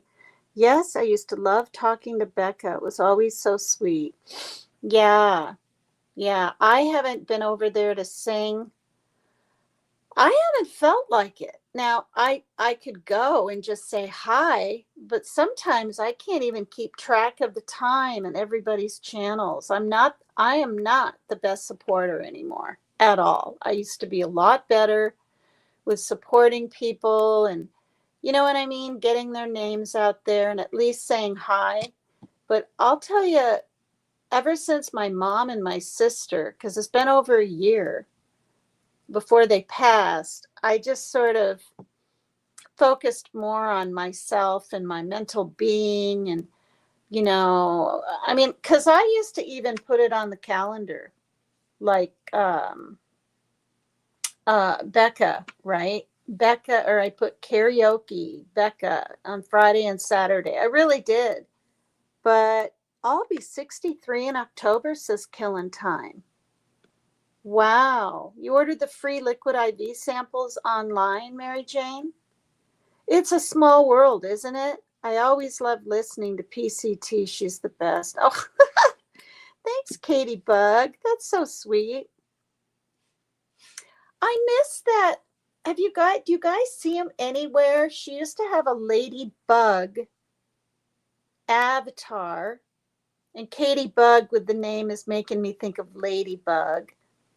And really nice people, and they disappeared. I mean, maybe they're just not interested in my stuff anymore, but oh, that's nice. You subbed up to Katie Bug. Oh, I love guacamole. Yeah, me too. Me too.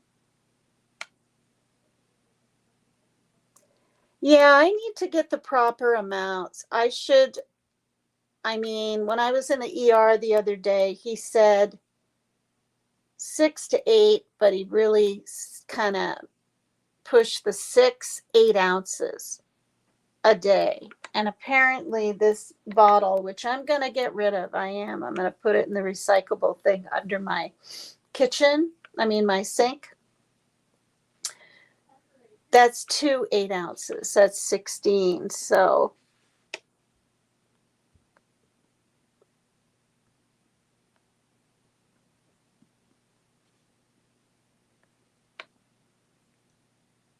you can get free Liquid IV samples online. Wow. On Amazon. The thing is, we've ordered things and we tell them put it in the hub, right? These big mail things. They just installed it like 4 years ago. In the past, packages and boxes would be piling up, especially around holidays, right? In the office. But they still kind of like to, instead of taking the time, and I get it, typing in a number and then checking there, because I've seen them do it, and throwing it in a thing. They want to pull the truck up and run it up and leave it at the door. Now, they do take a picture, which is nice, and FedEx does too, which I didn't know. But you find that out when things are late or missing or stolen. And, we have a lot of kids around here, mostly the second floor in this building. But, people like to take stuff. So I was on, okay.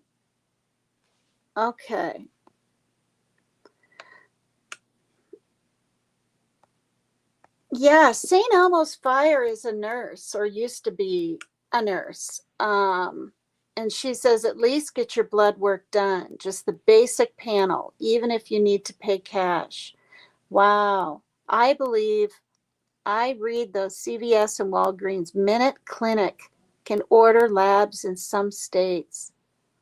Wow, that's nice. I'm 72. I have those liquid IVs.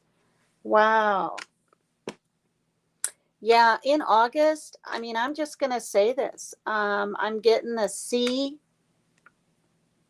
the next shot, not even the booster, because the booster is the same one that I had 3 years ago. And now that we have a new strain of this, I'm getting older, yeah, that was the doctor's advice, and it'll be in August. And I'm going to go ahead and do it, because without my daughter working and my son not able to, we don't go anywhere much except a store with a mask, and she might forget or not want to wear a mask, and I believe in those. I truly believe that that's why, besides isolating back in the beginning and all that, like really isolating, like they said, don't go anywhere. I believe that's kept me and both of my adult children from ever getting that C disease, ever. And I know people even here, they just went to church, didn't wear a mask, breathed in the particles, and I kind of touch my nose a lot, and that's not good. You know what I mean?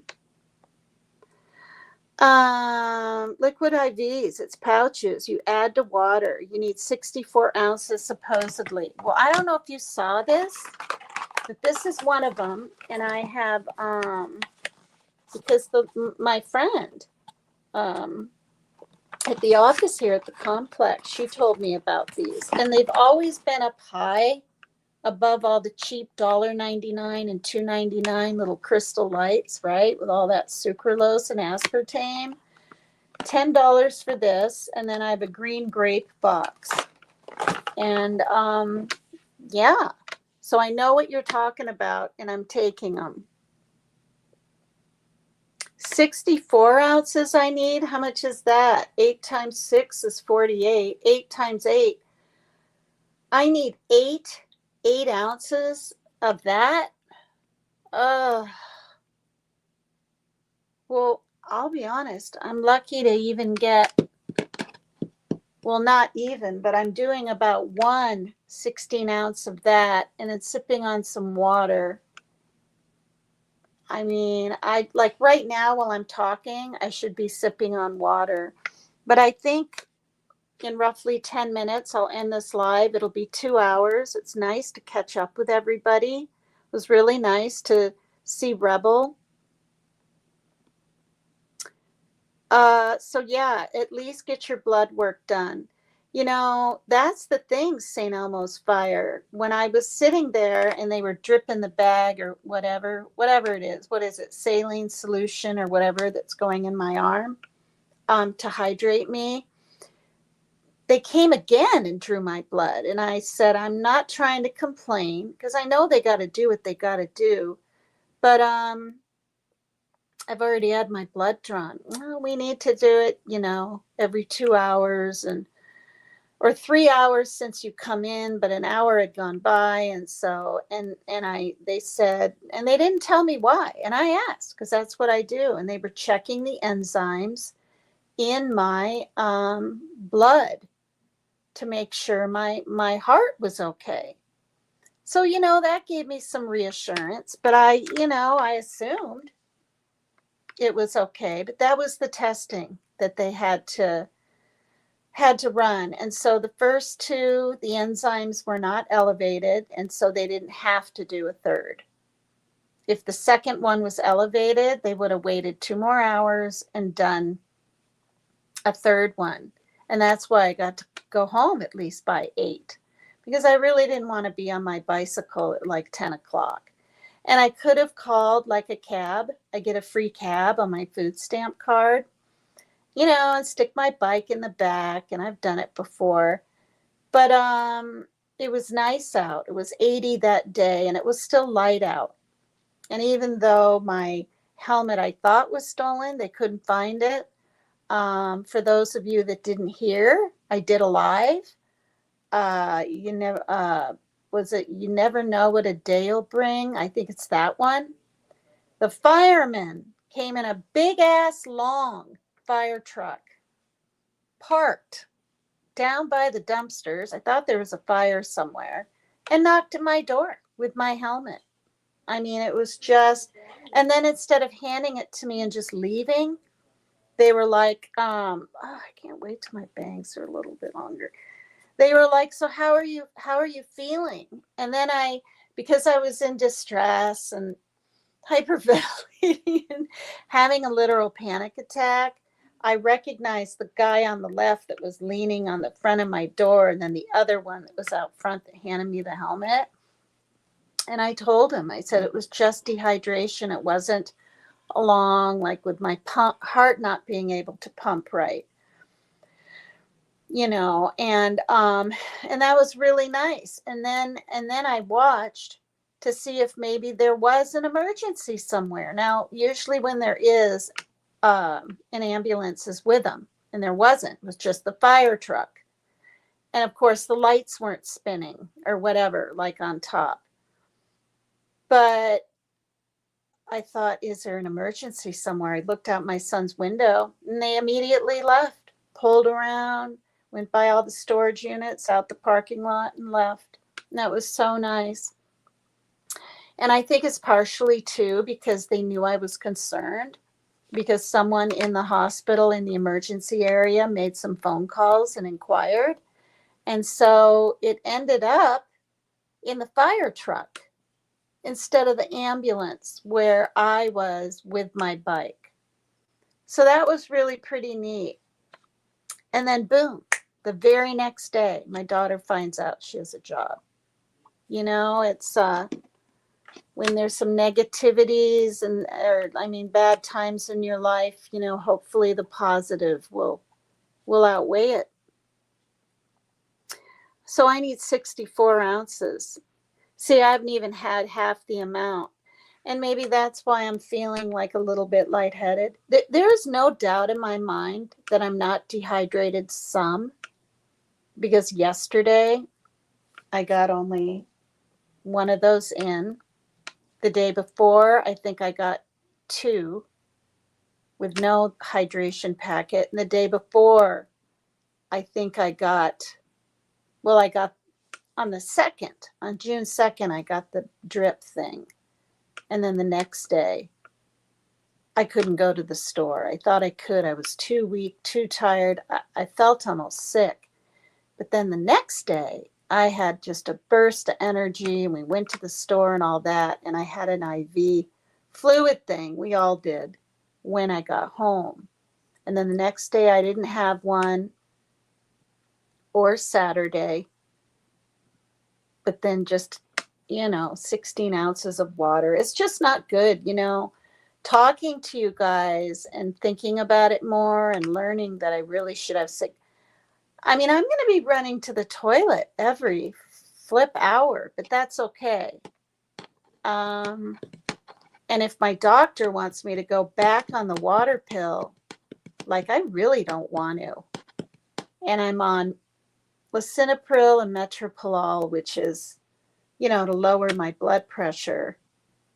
And then the rosuvastatin for my cholesterol, which was really, really good for like 4 years or something. And now he said, and you would know, St. Elmo's Fire, isn't the LDL the bad one? So you want that low, and the HDL, you want it higher. He said my cholesterol, the one that I need, needs to be higher. Yeah. And I asked him, well, how can I do that? Now I can't remember what he said. It wasn't less salt. I really don't eat that much fat. Like, I don't know. It's all genetic, you guys, with my dad. So there's not a ton, I can do. I can only do what they tell me to do. Killing Time says the problem is when soda is available, I don't drink any water. Yeah. So, I mean, I easily could have grabbed a generic Pepsi or Coke, or a real Pepsi, or even drank some cranberry juice that is no sugar.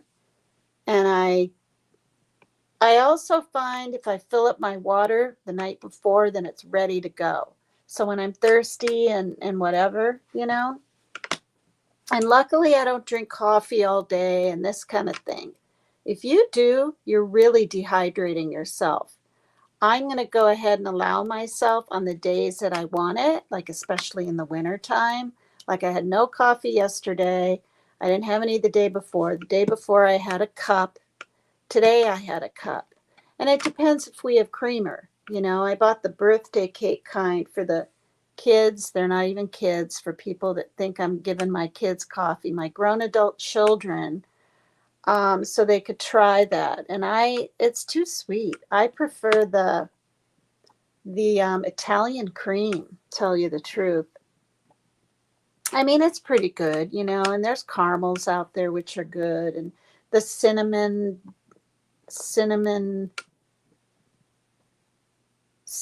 wheel, I think it's called.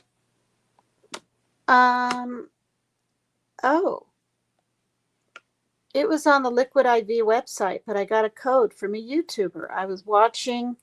You could probably find it online somehow. Nice.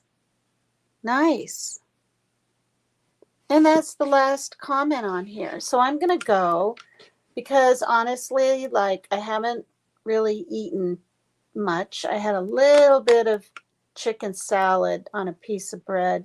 That's the other thing I learned. And I'm sure St. Elmo's Fire knows about this and stuff. But did you know that as you get older, your thirst dissipates? I didn't know that. I just thought any age you're thirsty. No. So my doctor, or the doctor that I saw in the ER, he said, unfortunately, the longer we're on this planet, that's what he said to me. He probably didn't want to say, the older we get, right? The more we have to make ourselves drink fluids. So I found that interesting. And that's why I put education and 5 types of people silently trying to keep your vibration low, even ones you trusted the most. I mean, it's obvious, right? It can start at a young age, inform you, and you decide, right? If you're going to be a doormat, or you're going to be assertive but not aggressive, and have your own individuation, and other things in it. So I hope you guys enjoyed the show, yeah, I'll just call it a show, my program.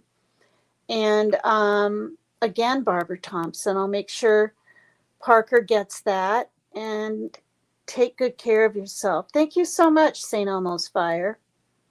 I do need to get to bed a little earlier. I feel better when I go to bed at 11 or even 12, and I've been doing this 2 a.m. crap, but I can sleep till 11 if I want. Today I woke up at 9 and I checked my email because I didn't have a chance to check it yesterday. And the next thing I know, I'm seeing some people are going live, and I'll take a peek at that. And then I'm like, wait, I need to get on Messenger and get back to someone, and this kind of deal. And then I gotta, feed the cats, because I don't leave food out. They don't eat all night. I mean, think about that, 10 hours or so. And I have to feed the 2 older ones separate, because they're on a diet and they need to be, but they can't lose weight too fast because that can affect their organs. So I ordered special weight loss science diet. My veterinarian had to sign off on this on Chewy.com, and just online, and she did. And then when I wanted another bag, she signed off on it. So, and does it cost a little bit? Yeah. I mean, it's like 118, but the bag is humongous. And I actually have it under my bed. Now, when I came out today, this is what I saw. I'm getting warm, and it's probably because the window's closed and that's off. A bag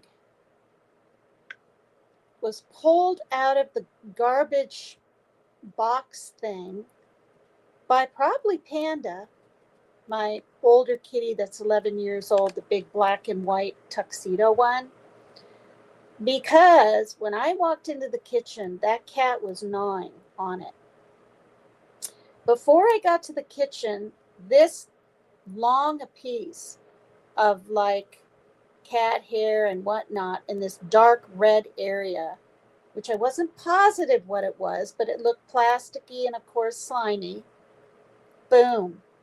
It was literally chewed off, I mean, this much off the bag. Now, I've talked to the vet about it, and I'm like, I've read that plastic can get itself twisted, and stuff around their intestines. And she really didn't sound alarmed. She was like, they'll poop it out or they'll spit it up or whatever. So, but we're very, very careful. But now it was jutting out a little bit because I had too much stuff in there, bags and whatever. And so I pushed some stuff back and it closes. But they like to take their paws and, right? So now I have white duct tape, one piece down below and up above where I keep their cat food. Because if I keep it in here, except this bag that's closed up, but if I keep like an open bowl, they'll be meowing at my door. I used to let the kittens in. Remember, I'd hold Tulip and all this, but I don't do that so much anymore now, because when I try to sleep at night, then they're at the door meowing and meowing and meowing. And even today, when I left and went and used the bathroom and to get my phone and, you know what I mean, put on Josh Pancarrot's song. Tulip, my favorite little one with the brown eyebrows right here, and I shouldn't have favorites, but I do. She followed me in there. She kicked like she does with her hind legs like this, right? On the pink fluffy rug. I did my thing, and then she was kind of looking up at me and everything. But this time, in a long time, she took a right heading into the living room. She did not follow me to my door. I was shocked. And so you can teach even cats. And since they were just teeny, do this when they're little.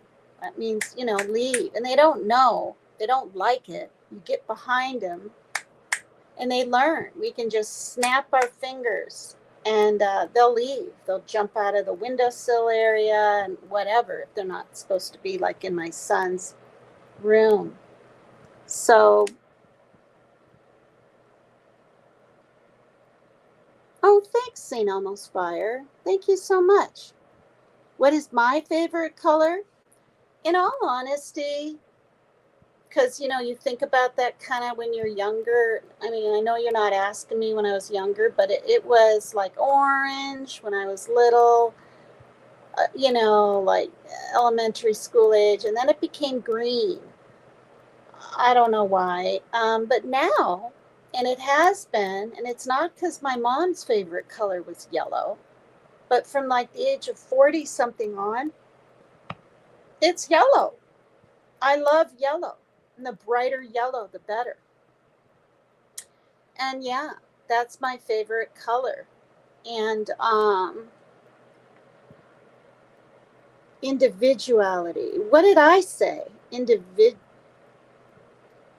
Killing Time lives, I live in a 55 plus community. Oh, you asked me before that. Take good care of yourself. Sometimes I'll put a splash of flavored creamer and a splash of half and half, Mary Jane Doe says, in her coffee. Gatorade V8. Yeah.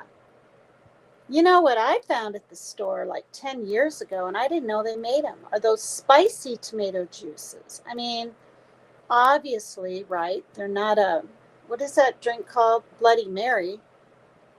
But you can add your own Tabasco sauce, you know, and salt and pepper, put a celery stick in and an olive. And I just like spicy anyway. I like spicy food. My daughter loves it. I love it. Parker kind of likes it. But you can buy them in cans, and a great big thing of it I have in my fridge. Yeah. Okay, I want to make sure I didn't miss anything up here.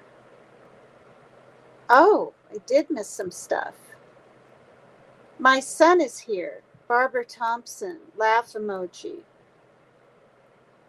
Are you joking around? You mean like with Parker?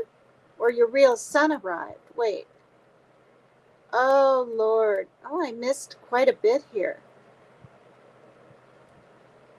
Okay. Oh, I missed a lot.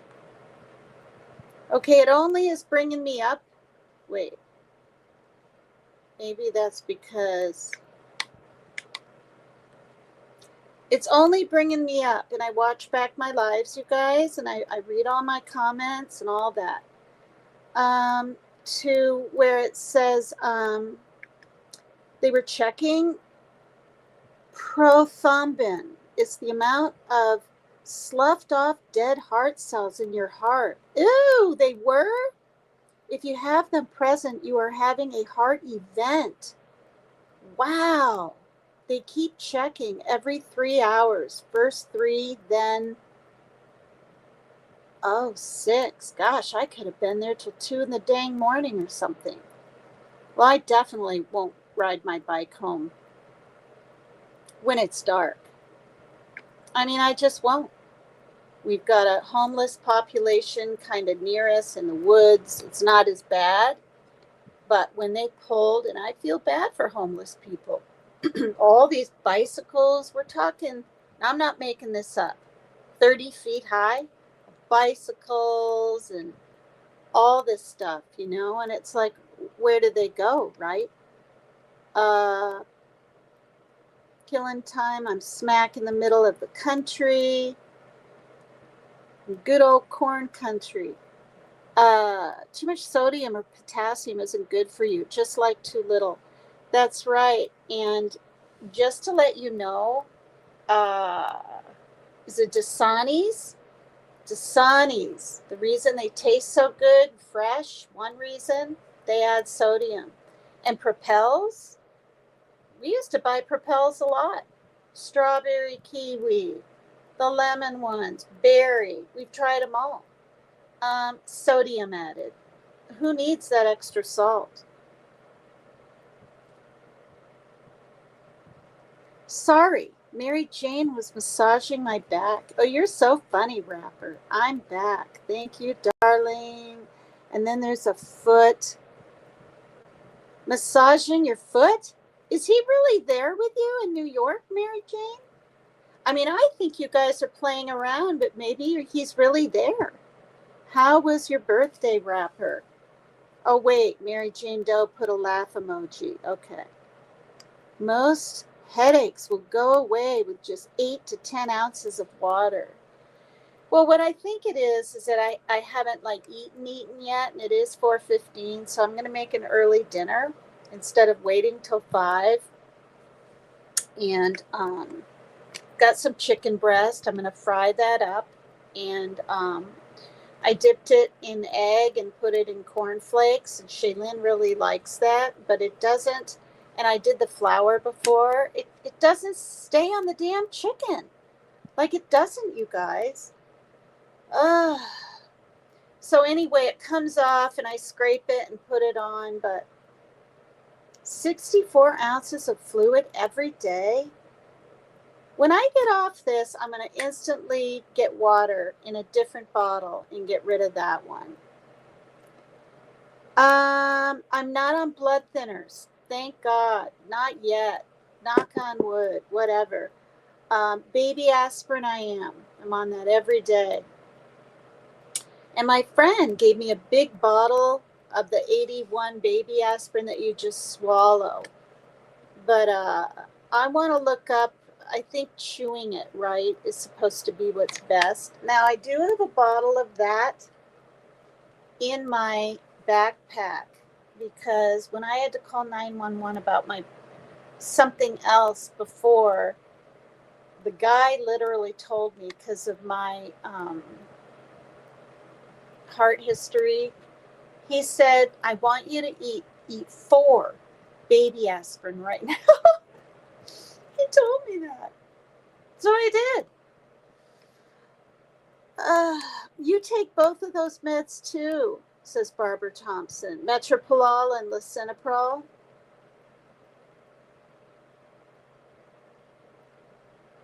St. Elmo's. I'm on Toprol XL 100. It's a long-acting metoprolol. I don't have to take the second pill a day. Wow. Yeah, I mean, first I was on lisinopril after my stroke, and it was just that until, last year. So for 5 years. And then they put me on that. But that's good to know. Oh my gosh, Mary Jane, thank you, baby, for the walk. You're so cute, Rapper. You're so funny. It will be so nice for Shaylin. I know, on her job. Thank you, Killing Time. I am terrible. I rarely drink water. Green tea, soda, and Gatorade V8. Okay, I already read that. Okay, sometimes I'll put a splash of flavored fruit. I already read that. Okay, and it's nice. Okay, I had 2 shots and the booster, and you still got the C disease, but it wasn't bad. Yeah, I had I almost said Moderna. What is it, you guys? Moderna, whatever. No, I didn't. No, I didn't. I had the Pfizer. My mom had the Moderna, whatever. I had the Pfizer, then I had the Pfizer, right? And then I had 3 boosters. So that's 3, 4, 5 right there. And my kids got, when it was their time, their 2 boosters. And I know you can still get it. I just don't want to end up in the hospital with a tube down my throat. All those poor people, right? We learned so much through that, but just think, that could have been anybody's mother or father in those nursing homes, especially, right? Getting exposed to the disease, and there's nothing they can do because they're stuck there. Oh, I'm one of those people that don't want to know something is wrong. It's just killing time.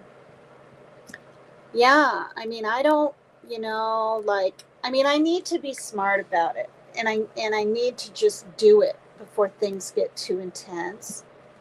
I mean, I literally had an appointment for the neurologist. I literally got the paperwork that said, write all your meds down. And I did that 2 years ago. And then I literally did not want to take the bus 45 minutes there and 45 back. And it's too much for a cab because it's way across town. And my neighbors weren't able to give me a ride, and I canceled. And I vowed I'd reschedule, and I haven't. So for all I know, I'm probably going to have to get a referral again now. But the doctor, my doctor, his words were not outright, but when I asked him, is this bad? Is this, what do you think? He said, I'm concerned. And then I started crying a teeny bit because he easily could have said, if he wasn't concerned, oh, this is normal, and but then it's scary too because my dad's wife had Alzheimer's at the age of 55, and I found out later on, and she lived 11 years. I found out 2 of her sisters had that at that young age too. So for her, it was like genetic, but can you imagine? And I had a friend that used to live here, and every time she saw me, I need to get your number. And I would just give it to her again. And then one day, after on the 2nd month, I said, Viva, I said, I know you have it. No, I don't think I do. And so, I mean, we're talking for 2 months, every week. And I think it's one thing, right, to forget a number or a name or even a word, but to forget a whole process of putting it in your phone, I don't think that's good for her at all. But I mean, I didn't tell her anything. And we've lost touch. I mean, I could have contacted her. I think I have her number she was moving to be closer to her family in Everett. And I hope she's okay. Alabama Southern 5643, the famous rapper. That's right. Hey, hi you guys. Cat Swan. Wow, there's still 19 out on the catamarans or whatever. Purple. Oh, you thought my favorite color was purple because everything's purple in here now. I know.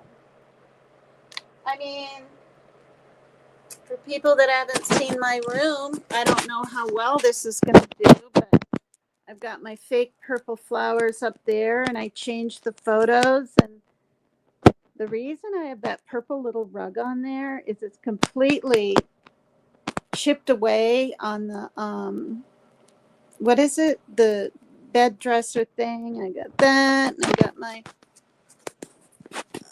wait, when did that come up? Oh, I didn't even take it off. No, my purple fan. It still gets cold here at night, so I've got thick things to wear. And then I don't know if I have to tip it down, or go up. But yeah, and then I got these, which I've had. I didn't go out and buy a whole bunch of stuff. And then I got this kind of pretty comforter. Believe it or not, it's a matching pillow. Is it? Right there with the little purple, and it's got stripes on the back that came with this from my friend Monique, whose pug dog I used to take care of and walk. So no wonder you thought purple was my favorite color. I didn't even think of that. Atomic Dog, also known as the Purple Rapper. Mary Jane would pet me like a dog. Oh, you guys are so hilarious. They do make spicy V8. They do. Oh my gosh, I didn't even see this. Well, when Mary Jane adopts me, you can be our grandma. That's so cute. You're so funny, Rapper. You're in a really good mood today. That's good. Barbara, you're amazing, says Rapper. You're a great mom and pet mama, says Killing Time. Well, if that's to me or Mary Jane Doe or someone in chat, if it's to me, thank you. I know I am. I mean, regardless of anything. I mean, if you leave all the snacks out in cupboards in the kitchen and your son barely goes anywhere because of anxiety issues and is gaining weight to where his stomach is distended and that can affect the heart, he's already 30, and you don't do any little thing to help, like he ordered some cookies off of Amazon. Was I a little disappointed? Yeah. I was like, gosh, Parker, but the thing is, we hadn't had anything sweet before I shopped for a while, and he's willing to have a certain amount. He's willing to give me the bag and take out 4 or 5. And so we don't sit there and just eat them and eat them and eat them. Because I believe you don't want to, and I saw a thing where Dolly Parton was talking about this. She was gaining weight or something, I think, when she turned 50. And she said, I don't want to be fat in 50. So it's just, you've heard this, you guys, it's smaller portions. Oh, deprive. She goes, I didn't want to deprive myself of like a slice of pie. Now, I've taken slivers of cheesecake and I'm back an hour later. There's some things I just absolutely love. And on my birthday, I think I'm going to get a cheesecake wheel. In fact, 2 of them, because they love cheesecake. No, says Mary Jane Doe. Well, I just thought for a split second, maybe Rapper, like you met the guy. I don't know. Oh, God. I mean, I didn't really think so, but I really did kind of, the way he was talking. And then you said my foot, but I didn't know. You didn't have an LOL after showing the foot. So I was like, oh, wow. Use that spicy V8 to make goulash. See, you call it goulash. That's what us Midwesterners call it. I'm from South Dakota, for people that don't know, and Killing Time is in Nebraska. And some people call it mulligan stew, goulash, and then there's some other names. Down south, they call it something different, because I made some last year. Put olive oil on your chicken. Yeah, I have the virgin, whatever it's called, virgin whatever, olive oil that I use. Oh, you mean that'll help it not stick? I've been spraying that spray pan butter stuff with 0 calories, and I mean a lot. So that's why it's sticking? Okay, that makes sense. Barbara will save me out of the basement, says Rapper. Oh my gosh, you guys are hilarious. Oh my gosh. All right, let's just go through these. I was going to end almost half an hour ago. Exactly. I've worked hard at just having small portions. Yeah, I mean, so extra virgin olive oil. See, I couldn't think of the word extra. Boy, I don't know. All right. So we're going to end on a happy note. I'm not going to play carrots again, but I am going to play something, and I'm going to say thank you so much. It was fun. I'm enjoying StreamYard again. It's been a while. They've added some fun little sounds or noises. Eventually, I'll ask if someone wants to come up on panel. But yeah, tomorrow I've got my son's psychiatrist giving us a call, and I'm part of the conversation too, usually or always. And yeah, a dental appointment for someone in this house on Tuesday, and she'll be starting her job eventually, and it's busy. And I'll be 64 this month, and there's lots of women whose kids are grown and they're gone, right? I mean, they miss them and they talk to them and they go through things like killing time. But I'm literally like, not a parent, but you know what I mean. I'm everything a 20-year-old or a 30 or 40 or 50 or 60 or 50-year-old would be at an older age. And it gets intense sometimes. The olive oil should help your crackers stick to the chicken. Okay. Killing time, I will. Tell Shaylin I'm thinking of her. I will. Thanks, you guys. Birthday month. Yeah, when I turn 65, I'm probably going to be, I hope I don't start crying if I even do a live, because like, that's senior number. I remember when I was 41 and pregnant with Shaylin, and I remember 42, and I remember 43 and turning 44. And none of those ages fazed me, in all honesty, even turning 50. And Teresa, my friend, gave me one of those black whatever decoration parties, right? And I've talked about that in the past. Black balloons. And we were at a park. And she made a cake with gummy worms. And the frosting wasn't wet. It was dry, crumbly. So it looked like dirt. And she had tombstones. Anyway. And honestly, even 55, you guys.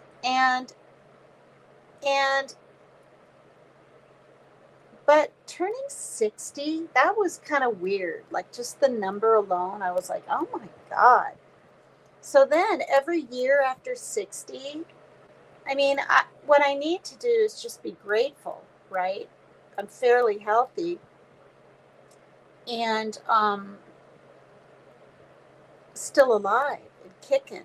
And I'm not pushing a walker. I don't have to. And I don't have to use a wheelchair. And I can still move. And I can still balance on my bicycle. So I need to focus on just the positivity. But it's just like the number alone. God.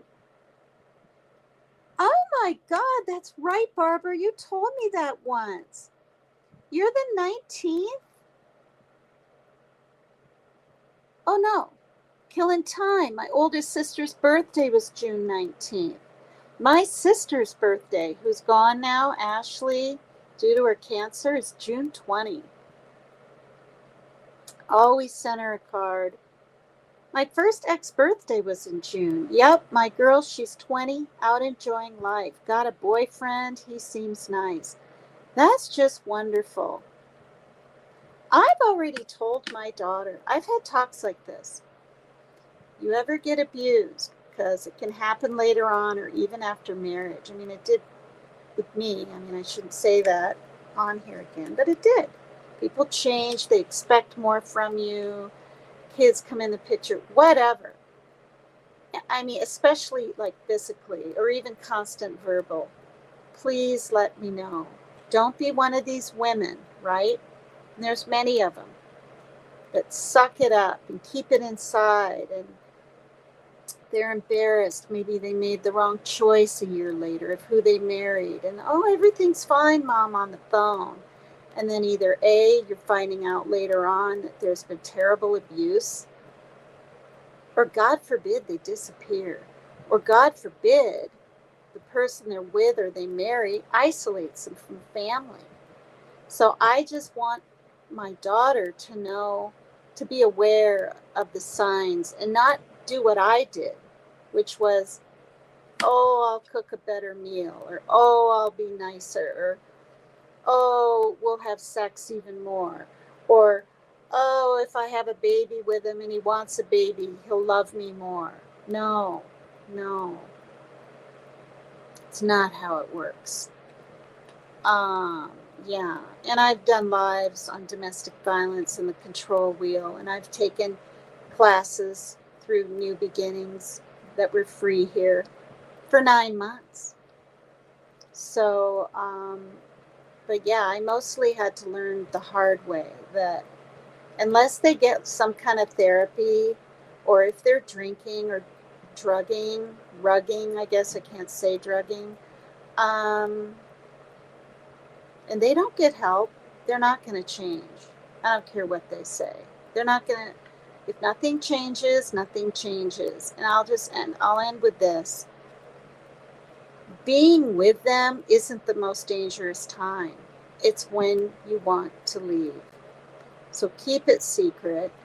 Don't meet up with them 1 week later, 3 weeks later, 2 months later to talk things out or to have, because you may not come back home.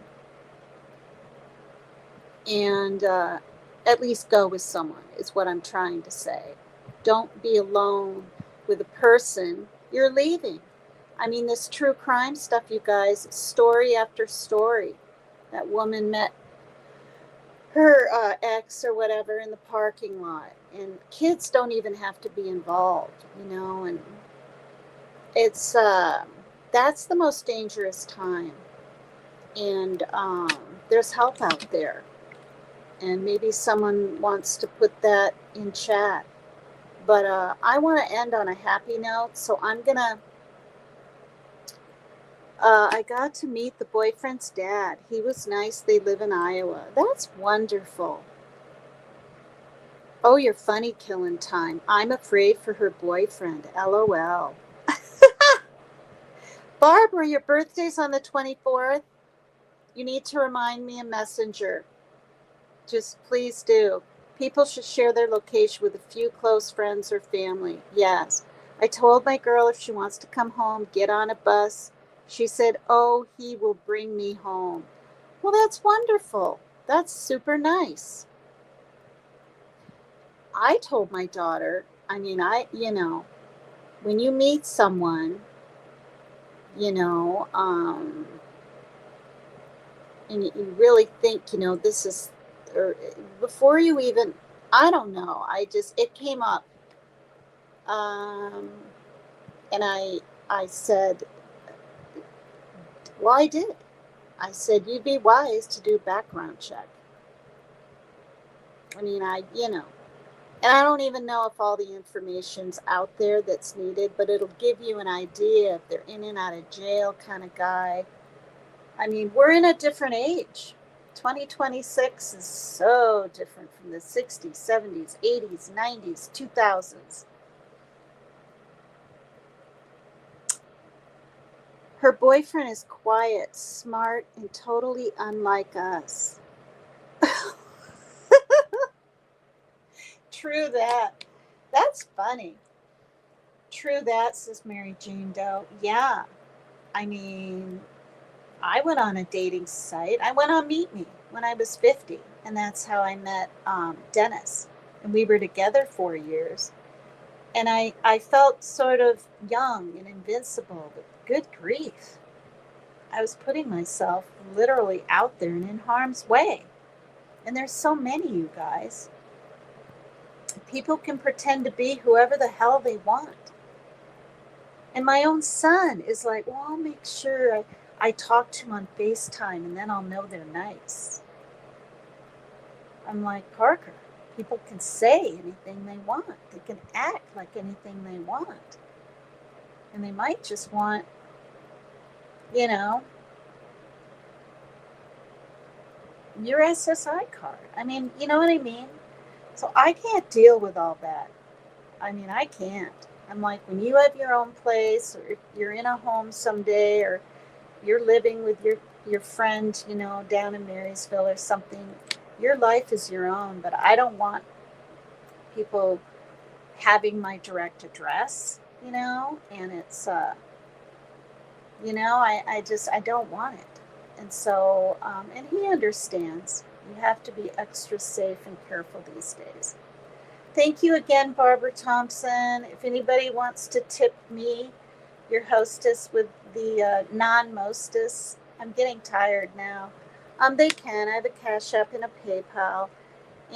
But I appreciate mostly you guys just being here and hanging out, and I really mean that. And I'm going to try to do more lives. And I've said this before, but then I had that little health scare with the dehydration.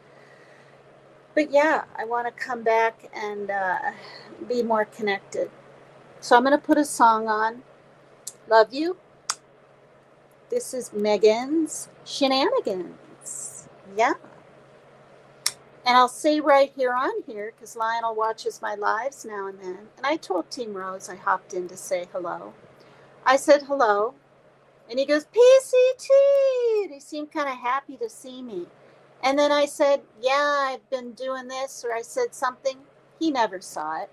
Boom, I got blocked. Not even like just timed out, frickin' blocked. So I'm blocked, Lionel. I can't say hi. I can look from afar, but, he and I we weren't close, but, I watched his New Year's Eve shebang thing, not this past January, but the one before, and I've watched his lives and even his tarot card reads. I'm glad he does those online because he's really good. Do I 1000% believe in that stuff? No. I just don't. And then I'm trying to keep the mindset of believing or worshiping or whatever. You guys can have your own beliefs. I have mine. Not pushing anything. Anything other than God and Jesus, focusing on them is worshiping and idols and blah, blah, blah. And so, I think back when I had my boyfriend in Massachusetts, Mel. Oh, Lord, he was into Wiccan or whatever it's called. And I was so naive. And I'm not saying it's bad here. I know it's for the earth and all this, but he convinced me that it was just as good as Christianity or something. And I remember being on the phone, sitting on my bed, talking to my dad in Iowa. And he goes, oh, no, Megan. And I was like, what, Dad? They just,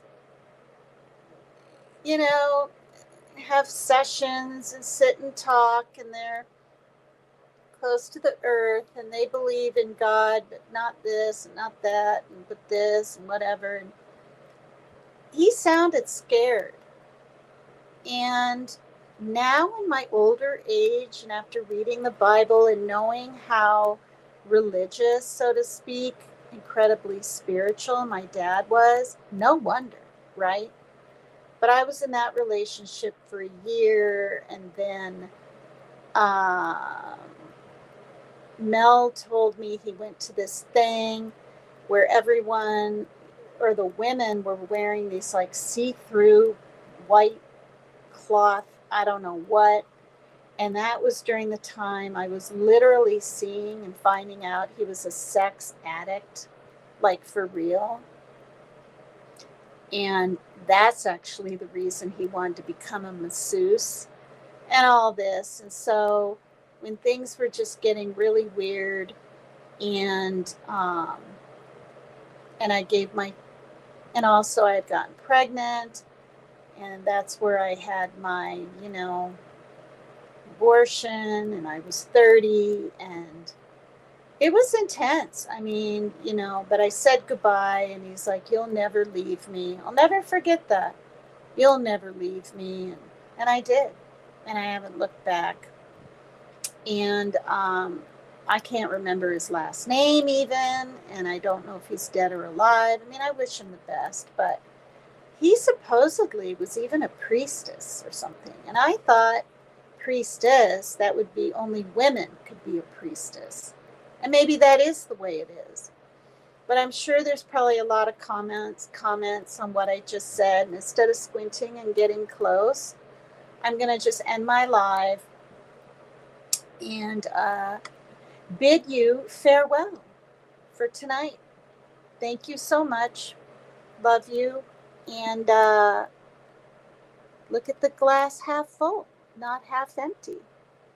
Okay, Rapper, keep that in mind. You're in a good mood today, but you have friends, you have people that care. Happy birthday to you. I don't know if you're like 24 or I think you were 22 when you came up on Team Roses that time, like 3 years ago. So 3, 4, 5. You might be 25 now. I'm not sure. But we love you and we're here for you. And yeah. Bye, everyone. Thank you. How do I get out of here? Oh, end stream. Oh, I was going to play a song. I'm going to play something. What, I don't know. But I'm going to play something and then end my live. Hope to see you all tomorrow. If I do one tomorrow, which I might. I'm going to really try to do one every other day or even every day for a while and then maybe every other day. How do I expect to get my channel, right, to reach 5,000? If you can help me, that's my goal. Thanks, everyone. Love you. Put a song on. Oh, what is this one? Golden Empire.